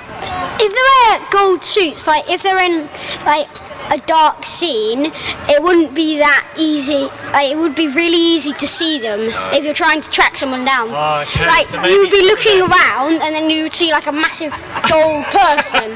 So every time you see a gold suit, people just run. Is that what you're saying? Yeah, because you would easily see it. So not too incognito. There's no point in wearing a gold suit. I mean, would anybody else like to wear a gold suit? Is that something I'd like to see more? What, loads of hand shot up there. None of the adults though, surprisingly. No, we've got an adult at the back. Come tell us, what would you have in your gold suit? Would it just be solid gold? Would it be gold plated? Mermaid. A mermaid gold suit. Has anybody seen a mermaid suit? Can we get one here at Dearshed? Is that what we can do? No? I've seen a mermaid walking around. There is a mermaid? You're in luck, there's a mermaid walking around somewhere. I know a mermaid swimming teacher. Now that is definitely something you got to pull up a chair and tell us all about. You can't just drop that mic and walk away, alright? Where did you find a mermaid swimming teacher? At work. At work? This has just opened up so many more questions. Where do you work? You got to tell us now. Yeah, first of all, let's get a name. Linda. Linda, where do you work, Linda? The university. Okay, this is just. Does anybody know where mermaid swimming? At where? Sorry. Sheffield. Alright, so has anybody found it? Oh, we'll go. Big cheer for Sheffield, massive over there. Alright, we got hands up over there, yeah. She's also my mum. So do you get to see a lot of mermaid swimming teachers? Yeah, alright, there's a big nod over there. Well, I want to know more about that, to be honest, yeah. Maybe because you had a different outfit. Oh, okay, do they have different outfits, the mermaid swimming instructors? I think. Yeah, apparently, yeah. She was in a wheelbarrow. Who was in a wheelbarrow? One of the mermaids. That was around here? Was it full of water? So she could still swim? No, it wasn't. And there That's was a not good, man is it? with her. There was a man with her as well. Was they pushing the wheelbarrow? Well, we don't know his name. Okay, well this has opened up a whole new line of question. I want to know, what is the weirdest thing people have seen at Deershed? I mean, it's going to be pretty hard to top a mermaid in a wheelbarrow, I think. I've seen a dragon. A dragon? Alright, I've heard it all now. Okay, we've got mermaids in wheelbarrows, we've got dragons. I think I've come to the right place, if I'm honest. Yeah. I've seen a lot of people in carts, and there was one boy, he was in, I think it was a wheelbarrow, and he made like the wheelbarrow into a pirate ship. Okay, so there's a pirate ship, he had like a mermaids and massive dragons. feather. Is this like a fairy tale storybook just coming to life around here, is it? I also saw like 3 men holding like these massive fish up. Now, I've got to say, I'm not seeing too many adults put a hand up and say they've seen us as well. Is this what everyone's been seeing? Yeah, No, not seeing. What's the weirdest thing we've seen over here then? It's just not all normal for me. Just all normal, just enjoying the vibes, Very just the black and nature. white. We were talking earlier, we were talking about the nature, weren't we? And enjoying some of the nature out here. I've not seen any mermaids or fish. Sorry, guys. I think you're making it all up. Somebody's calling people out over here. Oh, I saw the fish. you saw the I what fish were they? They were giant fish, weren't they? Tuna. They are. So, oh, there we are. Oh, it's just got around the corner. I just need to get a fish at the table. That's what I need. Talkaoke first. Giant fish and mermaids.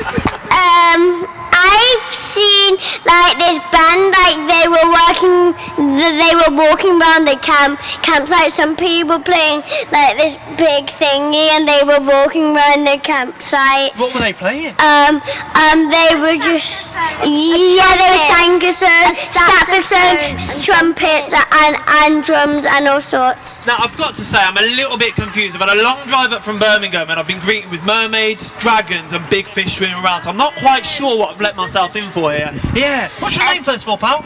Zach. Zach. Will, lovely to meet you. What do you want to say then, Zach? What are you enjoying? I've seen a man in his pants acting out a song. A man in his pants doing what? Sorry. Acting out a song. Acting out a song. What song was it? Hold back the river. All about that. Row down the. What now? Hold back the river. Hold back the river. James Bay. Oh, that's a good song. You did not end. I've seen a man with only his pants on, and like you could see he was in the rain, and he was walking around, and I think he was flexing his muscles. Now I've got to say, it sounds like a bit of a strange one. So there's mermaids, people in pants walking around. We've got giant fish. What's happening here? Mike is jumping in and saying something. Yeah, well, I mean, people when they see mermaids, they don't say, "Oh, I've seen a person." You know, mermaids don't wear pants either, but no one complains about that. Oh, okay, Mikey asking the big questions there. And there was like a white lady with the mermaid. There was a lady with a... So do like mermaids need chaperones? Maybe you can shed light on this one, because you work with mermaids. So do they have to have chaperones to take them around, or can they walk on their own? Well, she just teaches other mermaids though. Oh, do they teach the mermaids that here at Deershed? Is that like the preliminary? They have to go to Sheffield University first? No, apparently they do it in Leeds. In Leeds now? You don't seem too happy about that one though. Well, she said she's going to try and come down to Sheffield to do a teaching there. That sounds fantastic. Who would like to see a mermaid course at Sheffield? Oh, even the adults are like, yeah, I'm going to go sign up for that one. Night classes, hopefully. Let's do it. Yeah, we're coming over here, lovely, yeah. Would you like to be a mermaid? Yeah. No, why not? Too scary. Too scary, maybe. I think one of what we found, because we went down to Brighton, which is by the sea, and a lot of the people down there were worried about the plastic pollution killing the mermaids and the mermen, for that matter. So that's why it's really hard to see a mermaid these days. Is that a problem that we need to address, do you think? Do we need to stop the plastic to save the mermaids? Yeah. Is that the new Greenpeace campaign, Stop Plastic, Save Mermaids, yeah? Yeah. A couple of nods of agreement. So many hands. Who are we going to come to next? We're going to come just over here. I think maybe that you should throw your rubbish in the bin, not the sea. Ah, yeah. So is everyone putting their rubbish in the bin? Mermaids? Yeah. So yesterday when I went to school and we had a trip to Ashton Park, when I was walking around the lake, I saw like loads of people dumping rubbish into the lake. There was like plastic bottles and plastic bags, and I saw a duck take a bite out of one, and then he might have died. No. Alright, well this seems like something we need to address. So is everybody making sure that we're chucking rubbish away here at Deer? Yeah. Everyone's nodding like, yeah, okay, good stuff, happy days. Plus, there are like 4 peat piles in the sea. There's what in the sea? 4 heat piles. What, heat piles of plastic? Yep. How do we stop this then? How do we stop the plastic getting into the oceans? That's what I need to know right now. I want to see some new bit. What do we think, Thomas, first? He's staying quite quiet over here. Well, I'm drinking from a reusable cup, so if I have 5 drinks from the same cup, that's 5 less cups. That is a very good point, there. I like that. Is anybody else using reusable cups? I can see quite a few people holding up. Cups it down with your reusable cups. Plus, we could like get a scuba diver or get a few mermaids to take all the plastic and put it in the bin. Maybe that's what we suggest to Leeds and Sheffield Uni. All right, we can get the mermaids to get into the sea and help clear the plastic. Maybe you could put a big poster up. Where would we put the poster and what would it say? It would say, "Don't put plastic in the sea." Don't put that. I think that's a good message to send. Do we agree with that message, guys? Yeah, everyone nodded. No, it's a new face at the table. What's your name? Lily. Lily, lovely to meet you. What do you want to say then, Lily? Also, what we could do is we could ring every Prime Minister in every country to put up a poster and ring everybody in their country and say, "Don't throw rubbish in the sea." So is that what? Should we mandate Theresa May to do that? Is that what we're thinking? Yeah. So, I guess my question is, okay, you've got the plastic, you put it in the bin. Does that mean it will never go into the ocean? Because I think the problem with plastic is that it lasts forever. So even if you put plastic into the bin, will it eventually find its way into the ocean? I don't know the answer. Does anybody know the answer to that? If we put it in the bin, there's a lot of people disagree. We're going to come just here, yeah. Because, so, all the rubbish that goes into the bin, like into not a recycling bin, goes into a big hole in the ground that they fill up with rubbish, then cover it over. So all the rubbish that goes in the bin goes in a big hole, they cover it over and let it decompose, is that right? Yeah, but then if there's a flood, and it gets rid of that, so the flood gets rid of all the plastic, where's it go? Into the sea, because of the flood. Alright, so maybe we're getting the answers here now, Mikey. So maybe it doesn't stop it. We're going to come just here, yeah. Maybe instead of throwing the plastic in the bin, we can recycle it, and then even if it's like old like cardboard boxes that like we throw into the bin that aren't recycled stuff or plastic bottles, maybe we can still make stuff out of them so most of the things won't get into the sea. So do we think then, in answer to Mikey's question, if we put it in the recycling bin and not the normal bin, it definitely won't end up in the sea? Is that what we're saying? Yeah, we're going to go over here, yeah. You could also, like what she said, you could also put it in the recycling bin, but it could also go in the sea. Really? So even put it in the recycling bin doesn't stop it? But now, all the adults at the back are staying pretty quiet on this one. What do we think? Are we all doing our bit to recycle and make sure it's not going in the sea? Yeah, but in Holland they charge you for what waste you put in the bin. I think that's what we should do. Yeah, and if you don't put the things in the right bin, then you get charged more each month. A couple of nods of agreement there. Is that something we should introduce here? We don't know what plastic's recyclable or not, do we? So some plastic isn't recyclable. So do we need more education on this? Is that what we need? We're going to come here, yeah. I would say, I mean, that we should just stop buying plastic altogether. What would be the alternative then?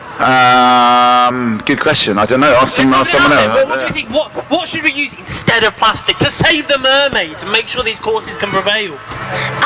I think we should like make every single bin recyclable, and then we could have like loads of recycled bin places, so it won't get like filled, so it might like go over, and then it might all like flood, and then. See, this is what we're thinking, but we found out that apparently not all plastic is recyclable, so we've got to find some alternative to use right now. We could make a massive bubble dispenser and then put all our shopping in there, and then when we get back to our house we can pop it, and then we have all the things we've got some nods of agreement over there. So we press the thing, a big bubble goes, and you fill it with your shopping, and it sort of floats on the way home, and then you pop it when you get home, and all your shopping's there. Yeah, and everyone's like, great. Maybe we're going to jump ahead of Holland now, yeah. What we could do is every month we could have a little bonfire in like your back garden just to burn some plastic. Oh, burn it? Is that the solution, to burn the plastic? Oh, there's a lot of worried faces over there. What are we thinking? Yeah. If you burn it, it will make the air polluted. Okay, so maybe we make the air polluted. Now, I'm assuming there might be parents at the back there who are shaking their heads going, we don't do that. We don't do that. Just to go on record and Talkaoke first. We don't have a bonfire every week. But in a way, you can see the advantage of burning it because you might be polluting the air, but you're not polluting the water. So, there's a lot more air than there is water to burn stuff into. Is it better to burn it than just throw it away where it gets into the water? At least you're getting rid of it. Otherwise, you never get rid of the plastic. It's there forever. Mikey, I'm going to take it after that dry mock because there's a lot of disagreement there, all right? So, what might be better? Maybe air pollution, water pollution, or no pollution? I'm just trying to save you here, Mikey. It's okay. So what you could do, if instead of plastic straws, you can start to buy paper straws or anything else, and then instead of plastic cups, you can make like cups made out of like glass or paper. Little bit like the reusable cup Thomas was using, alright? So using more reusable, but even that not using plastic straws anymore is a great idea. Look at that, making sure we get those reusable cups in. Just come over here, yeah. Now I'm going to ask you to hold that mic, so I'm going to slip my jacket off. It's getting a little bit warm with this conversation. It's getting heated. It's getting heated, yeah. So by burning plastic, it releases poisonous gases into the air, so all the people who are burning the plastic would die from the poison. Oh, okay, so if we do that, then people are going to start dying more, so we don't want that. Alright, so what's the alternative then? Thank you, Mike. I know. We can start a giant bamboo farm, because it's really bendy, so we can use them. Alright, so what are we going to use the bamboo for, though? Straws? Well, we've got paper straws, so we can use it for like... Do you know how you can get like beer cans? Yeah. And you have them like plastic things that hold the beer cans? Yeah. Yeah, you can use bamboo ones of them. Oh, alright, yeah, so the little rings, so they don't go in the sea and sort of trap the fish. Yeah. It's a good idea, I like that idea. We're going to come over here, yeah. When I saw the white lady, she had something over herself, a white thing. She had a white thing, was it plastic? Hopefully it wasn't plastic. Yeah, I don't say that. You're calling deer shut out right now. I think we shouldn't burn any plastic because, like, if we do, all the animals that fly in the air and take all the air in, they might die because we take the air in, so more of us will die than in the sea. Well, this is the interesting thing, because apparently we were talking earlier about all the plastic that goes in the sea. The fish eat, we eat the fish, so we're eating plastic. It's not good, is it? Yeah, nobody wants a bit of plastic. But also as well, like, if then you also chop down bamboo, it can be bad for other animals, because if you chop down too much trees, then trees help us to breathe. So if you chop down too much trees, like the bamboo, like if then you chop too much down, then pandas or wild animals might not be able to survive. Now, I've got to say, we've got some very smart young people at the table. I think we need more of this education in Birmingham. I'm a bit shocked right now, alright. I think I have a solution between not putting it in the sea and burning it. Okay, what's the solution? We could do like neither and put all our plastic in like a massive barn, so we have like 150 and then we put them in massive barns. Just one big barn that keeps topping up with plastic? No, like 120. Just 100 for the whole world? No, for each country. Ooh, so each country gets 120? Yeah. Okay. Massive barns which store all the plastic and then it tries to get squashed. How high does the plastic go? Where does it stop though? It gets squashed. It gets squashed? Just by the sheer weight of the plastic we use it. That's a good idea. Alright, let's have a couple of nods of agreement. If we could die from the plastic and then we could get reincarnated into animals, and then because we were humans, we would know what we could do, but it would just be different, and then we could make new solutions because we would be animals, and then we could use more materials. Okay, right. Before we carry on, we've had a couple of people come and go. I think we should try and get everyone on the same page. We've been talking about plastic, how to save the environment, the idea of maybe having 120 barns each, stacking the plastic up and it'll crush itself. And now, where do we go from here? Where are these ideas going to take us? Who's going to make sure these are followed through? Well, I don't know what your name is, but I quite like your global karma idea, where we die and see what it's like to be an animal. But I would suggest we don't need to actually die to see what it's like to be an animal. We could use virtual reality.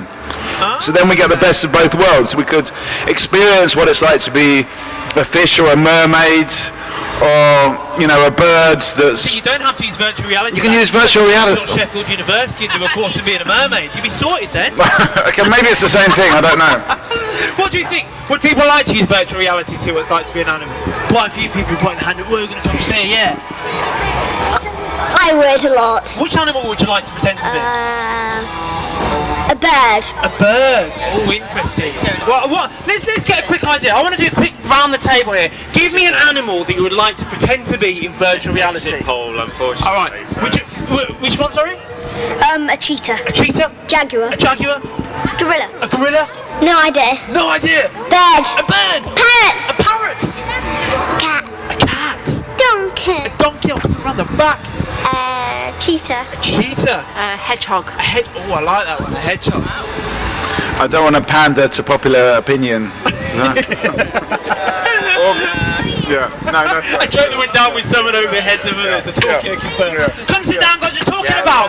Thank you very much. Give us a final thought before you go, Thomas. What's your final thought today? I'm just very happy to be here. I think this is a great little talk show. We're going to solve some big problems this weekend, so I'm going to be back. Fantastic. We Thank can't you wait very to see you again. Let's get a final thought, guys. Good. It's good. You're just good in general. Better than good. Better than good. Fantastic. Well, thank you. Enjoy the rest of your day, my friend. You're going to see me again. We're going to see. That's why. Big round of applause for the guys over there. All right. Fantastic. Now, right, okay, we've got some new faces. Let's do a round of names, all right? Let's going to start here and work our way around. Hi, I'm Joe. Joe, lovely to meet you, Joe. Mikey. Mikey. Lucy. Poppy. Thomas. Hi, I'm Jacob. Annabelle. Martha. I'm going to get tangled up. I've got to watch myself. Eve. So much passion coming out there. Isabel. Lily. Zach. And I think it's time for some of the adults to come sit down and tell us their names. We've got a big round of applause as they join us at the table. That's what I'm talking about. We've even got a chat going on. What's your name? Joe. Joe, lovely to meet you, Joe. Come on, there's one more chair. Come sit down. That's what we're talking about. What's your name as well? Karen, lovely to meet you. My name's Will. This is Talkaoke. We're talking about plastic and how to save the environment and animals at the moment. I mean, normally I wouldn't say this, but I think it's probably right if you got tangled up in that mic cable, because then you would know what it's like to be a seagull tangled up in a beer can wrapper or something like that. Okay. You would actually experience it from the animal's point of view. Well, hopefully I don't kill any seagulls, but I'm experiencing it right now. It's not nice. Yeah. I think we should like maybe kill all the animals, so then we won't have to worry about all the plastic. What? So kill the animals. Kill all the animals.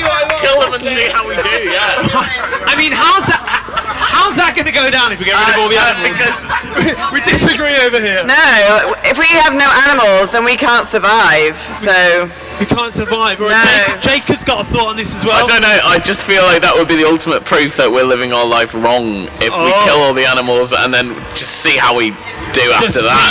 Yeah. A lot of people think we're not going to fare too well. I think we might not take on the suggestion, but I think we should really reward this kid's out of the box thinking. I really think he's answered that question out of the box. He's gone for the, I think that really, we should be kind of encouraging that in the future generation. That's what Talkaoke is about, saying what we feel. Where we're going to come to that. No, we've got to make sure we get around to everyone though first. We're going to come over here.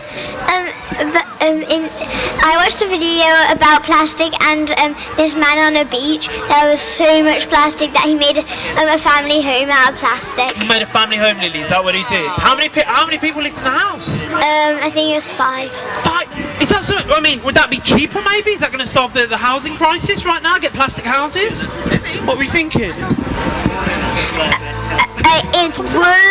It wouldn't be good if we had no animals, because then we wouldn't have any food and wouldn't be living anymore. Well, we're thinking if we got rid of all the animals, there'd be no more food. We're going to come over here, then we're going to come over here, yeah. I mean, okay, we might have laughed off the suggestion to kill the animals, but we're quite happy to kill animals in order to eat them. So why not just kill them so that we don't lose the guilt of poisoning them or polluting them? Why not just kill them all? It's the same thing as killing, isn't it? As killing an animal. In fact, it's in a way it's better because it's putting them out of their misery. What, it's better to kill an animal than to not kill it? Yeah, better to kill the animal just to stop it from suffering. We don't eat them for You could only eat them for a week, and then we'd be plant-based forever. Now I'm going to come on here. We've had a hand in for a while. We're going to get the idea. Well, I mean, first of all, let me just warn. Your last comment went down a street, so you've got high pressure right now, my friend. What are we thinking? Well, I think we should like kill all the animals that we can't eat anything from, but I think we should keep the animals that we can eat something from as pets. So kill the ones that we don't eat and enslave the rest. Is that right? Is that the idea we're going with? Name them. Well, they would already die. So like, if you were hungry, all that you could do is just get your animal, chop it up, cook it, eat it.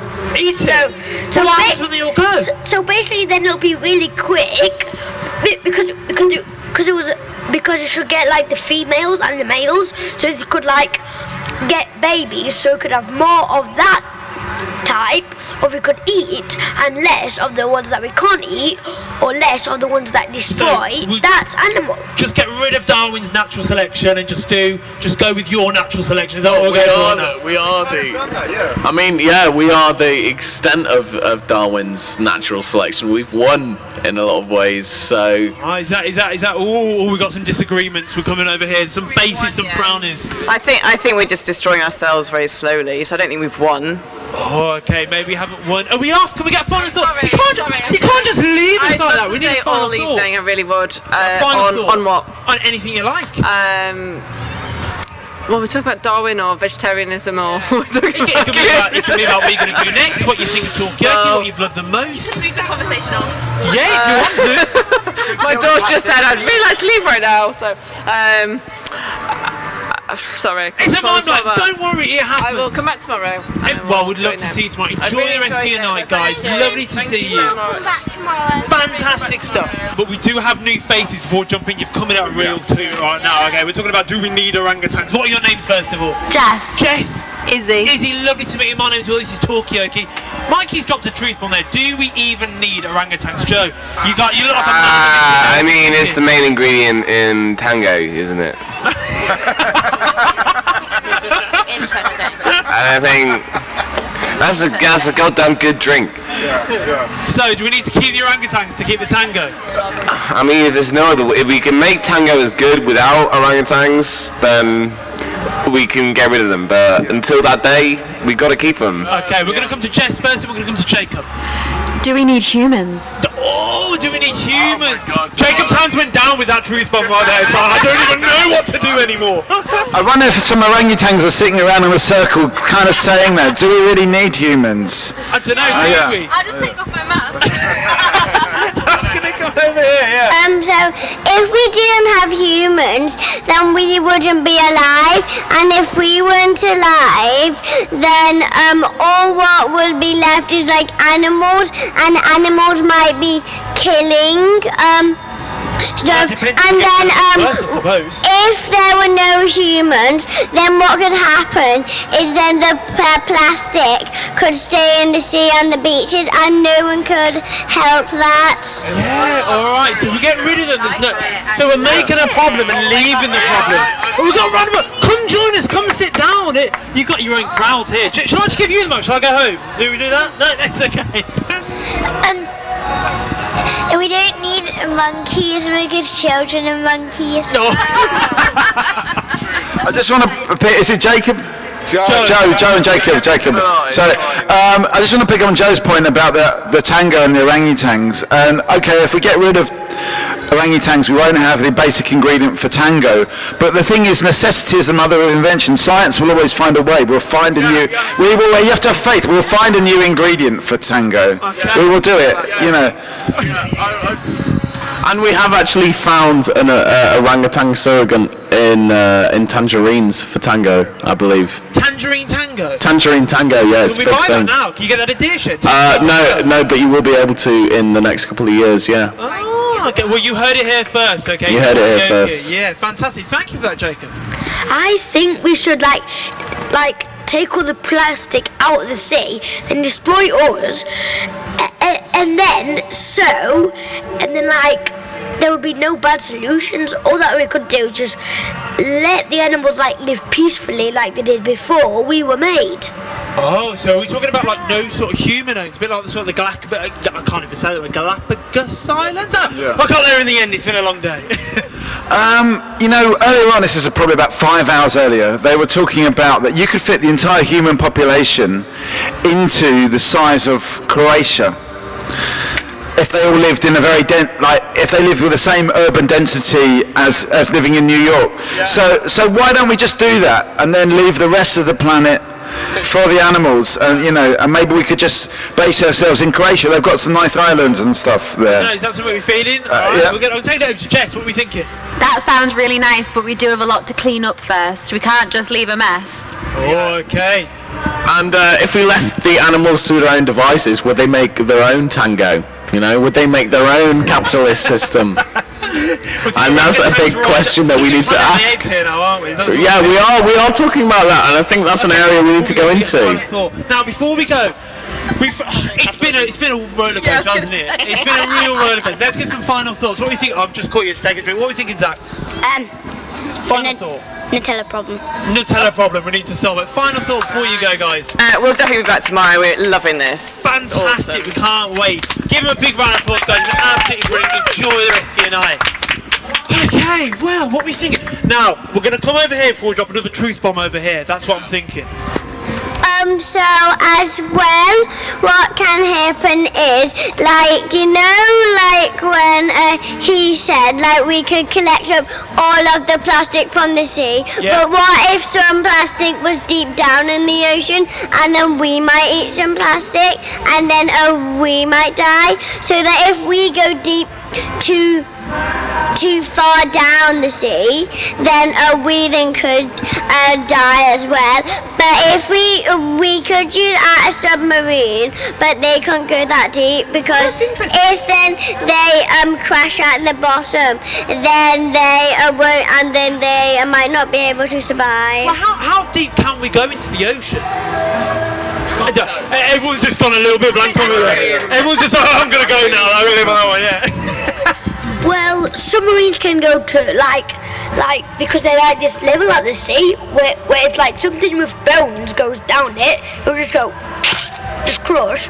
So we can go there, and then what we can do is we can get our oxygen tanks and chuck it down to see if we're at the level, and if it crushes, it means that we're at the level, and then and if there's still some plastic, we'll just have to maybe turn into break all our bones. I've got to say, everyone seems pretty passionate about plastic around the table right now. I read an article in the paper, and it said that we were overly concerned about plastic straws, but on our holidays everybody buys hundreds of Lilos, and then they break, and then they leave them. So I think Lilos are probably more of a problem. So a Lilo's more of a problem than plastic straws? I don't really have a retort to that. I just say that Lilos are a problem. Everything plastic is a problem, and we should approach that. Okay, we're going to come here to Mike. I got a Lilo on holiday and it got a puncture. It was a massive letdown. You know, just one after the next, aren't we, Mikey, tonight? We're coming over here, yeah? There was a submersible that went down the Mariana Trench called Alvin. Really? Long time ago. How deep did it get? It went and saw the black smokers. Really? Do we all know about the Mariana Trench? No. Do you want to shed light on the Mariana Trench? It's one of the deepest trenches. I can't remember where it is. I it was too many years ago when I went to university. But does anybody know that, has anybody been how far someone's gone down deep enough to go to the Mariana Trench? Is there plastic in the Mariana Trench? Do we know? Where are we going to come to next? We're going to come over here. There must be plastic nearly everywhere in the sea, because every day goes past, more plastic gets in the sea, more plastic gets stuck in the sea as more days go past, because more people would say there's a bin, there's a person, walk, there's the sea right there, chuck, doesn't miss, right, and then someone else could pick it up, could just walk away and chuck it in the sea. Right, okay, so people are actively chucking stuff in the sea, is that what you're saying? Yeah, absolutely. Really? near us as well, people put a load of stuff in the bins near the sea, because we live in the sea, and then the seagulls come along, and the foxes come along, and everything else comes along, and they take it all out of the bins, and then they put it. No, but we should be. No. But we need to spend more money clearing the rubbish. Because I think people are doing a lot of time. People are doing what they should be doing. Yeah. Well, do we agree, Joe? You had a point there. I hate to say it, but kill all animals. They are the ones. Who's the one fighting the gas into the atmosphere? Single-handedly breaking the ozone layer with farts. It's the cows. Is that okay? All right. So we're going back to killing the animals. Now, we're going to come over here and get a thought first of all. About my mummy's idea, we should just stop overflowing bins near the sea, or else the wind will just blow out the top bits of the bin when it overflows. Then it will just blow into the sea. So we can't have overflowing bins. We need more people. Now I'm going to get a final thought before we shut off, because you've created some cracking conversations. What's your final thought before you go, my friend? Well, I think we should not have any animals left in the sea. Because then we could chuck stuff in the sea, not really care, and we could get all the water out of the sea, and then we could make new lands by it. Right, now I've got to say, before you go, I think that's the most controversial final thought I have ever heard at Talkaoke. So it deserves a big round of applause on that one. The animals go in the sea. Let's go from there. Where do we go next? Let's go here, yeah. So, if we take all of the animals out of the sea, that might be quite bad. And if we just don't care about the animals in the sea, when that you might want to go to the beach and have a swim in the sea, that might not be good, because then if you want to have a swim in the sea, then it could be bad. And then seawater can also be so what you could do with seawater is take the salt out, and as well So take all the salt out of the water, but won't that kill all the fish then? No, we're going to come here, then over to Mikey.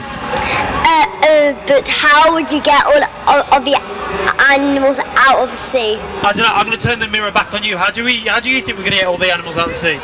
Well, I don't know.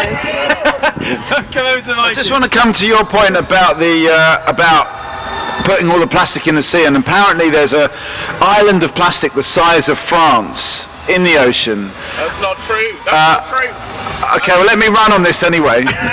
Why don't we build no, it's not exactly a joke, but it's just a thought. Why don't we actually build an island the size of France out of that plastic, so then it's all in one place, and it's not endangering fish. Before we all jump in, Izzy, you've been very quiet. I want to get your thought. Do you think we would go, is this a good idea to have a plastic floating island that we all live on the size of France? Perhaps not. Perhaps not. Any particular reason why? Maybe the smell of water? I mean, where would you sunbathe and go on the grass and things? The plastic beach. Grass. No, my friend, you're back. All right, it looks like someone's trying to get another one again. Well, I think we shouldn't build a plastic island, because people could because while we're trying to build it, a shark, so we're there, and the shark could just and drag us all the way down. Right. Okay. So we could suffocate, and plus, if we get on it, it will just all the water will just go. Okay, so dangerous shark attacks. Are we going over here? Is that what you're saying? Can we get a final thought before we all go? Is that right? Let's get a final thought. So, what that you could do to help save the plastic is, instead of taking all the water out of the sea, what you could do is stop throwing plastic into the sea. And what you could do with the plastic in the sea, we can help the scientists that know about the sea, and they could try and take it out. Okay, so make sure the scientists know how to take the plastic out of the sea. We're going to come over here, Lily. What's your final thought? I want to come back tomorrow. You want to come back tomorrow? Also, I don't sometimes like talking about the things. I like listening to what other people say. Hey, well, don't worry, we're here all week. A big round of applause. That's what Talkaoke's all about. Listening and contributing. Now, we are going to come around. We're going to get one more final thought, though. Oh, we're going to come here, then over here. We're going as well. Yeah, they're all mine. Oh, we're all going. Okay. Thank you. Thank you. Oh, well, thank you for coming over. I want to get one more final. You can't leave without a final thought. You've got to drop us one. Oh, well, I'm just very proud of my 3 girls who have managed to come up with all these interesting things. I didn't know that they knew it. I think a big round of applause in order. Thank you so much, guys. Enjoy the rest of your night. We'll see you tomorrow. I don't want people to think I'm a sheep. I'm not a sheep. I'm just leaving the conversation. I'm going to go. What's your final thought before you go, Joe? This is great. This is great. This is really good. I have one question for you before you go. Where did you get that fantastic pink beret? That's what thank you. I got it from Pop Boutique. They're a kind of chain hips. It's overpriced. Don't go there. Okay. Yeah. It's a birthday treat. I wouldn't go there normally. I think I should get one for in the middle. I think it'd be quite good. Yeah, you can get them cheaper online. Alright, maybe I'll have a look online then. Are we going as well, Jacob? Yes, I am. Final thought, my friend. I think this is fantastic. I think you should carry on doing Are you this. come back? I will happily come back. Fantastic. And I think power to my friend Tom over here, who's put forward very good debates tonight. And power to anyone that's come forward to this table and put forward a debate. I think it's fantastic, and I think what you're doing is fantastic. Thank you, Jacob. We're going to go over to Mikey. Well, I don't understand. I mean, maybe it's time to wrap this up actually, because we have been going for what time is it now? Coming up to 10:30. Yeah, exactly. We've been going for like an hour and a half over when we should have closed down, which is why it's dark. That explains it. But you need to put me a bloody tent. So we'll just let's finish this off. But my final thought is I don't understand why they don't make plastic out of fish food. Like if you make carrier bags out of fish food, then you're actually feeding the fish when it goes in the water, and everyone will be happy. Well, I tell you what, if we're going to wrap it up, maybe we should get a final thought from everybody. Yeah. Including people that are still on the sides. Come give us a final thought before you go. Any final thoughts from you guys before we leave? Give us a final thought. Save the mermaids. Save the mermaids. Thank you. Any final thoughts, my friend? No. No, that's alright. Any final thoughts, guys? Yeah, bringing it over. Put a penny back on glass balls. People will take them back. Recycle. Right. Okay, so make them recycle and get money for that. Yeah, get rid of the plastic. Mikey, final thought. Well, it has been a real roller coaster. It's been an odyssey of ideas and chat today. It's been amazing. I don't know what to say, but I'm kind of, for once, I'm speechless, but I'm looking forward to tomorrow. I'm looking forward to tomorrow. So am I. Yeah. I'm going to pass on to Easy. Final thought. This should replace question time. Oh, okay. Yeah. Thank you. We're going to hear that, dear Shed. Replace question time. All right, brilliant. This is the cutest debate I've ever been part of, and I will definitely be back. Fantastic. So thank you. Good to see you, Jess. Wonderful. And Tom, rounding it off for us. What's your final thought, my friend? Well, I think we should make like a plastic like a island out of plastic as big as France, because and then animals could like eat all the plastic up, but because they would be like on the top of the earth, and all the animals that go on the top of the earth like go on the top of the sea, they could just go and eat it. And also when they try and get on the top, it will just, with their weight, it will just sink. And I feel like you need to come back tomorrow and keep talking about this. You're not done, are you, Tom? You need to keep going. And if they need the breath, they might not be able to swim anymore, and then they might just sink and die. I honestly think, Tom, that is a thought that is going to stay with me for the rest of the night. All right, guys. Now, I've been Will. This is Mikey today. He's been here today. We've got Ruby on camera. It's been absolutely fantastic. You guys have been ace. We'll see you tomorrow for some more Talkaoke, guys. Thank you, dear Shed. We're back tomorrow.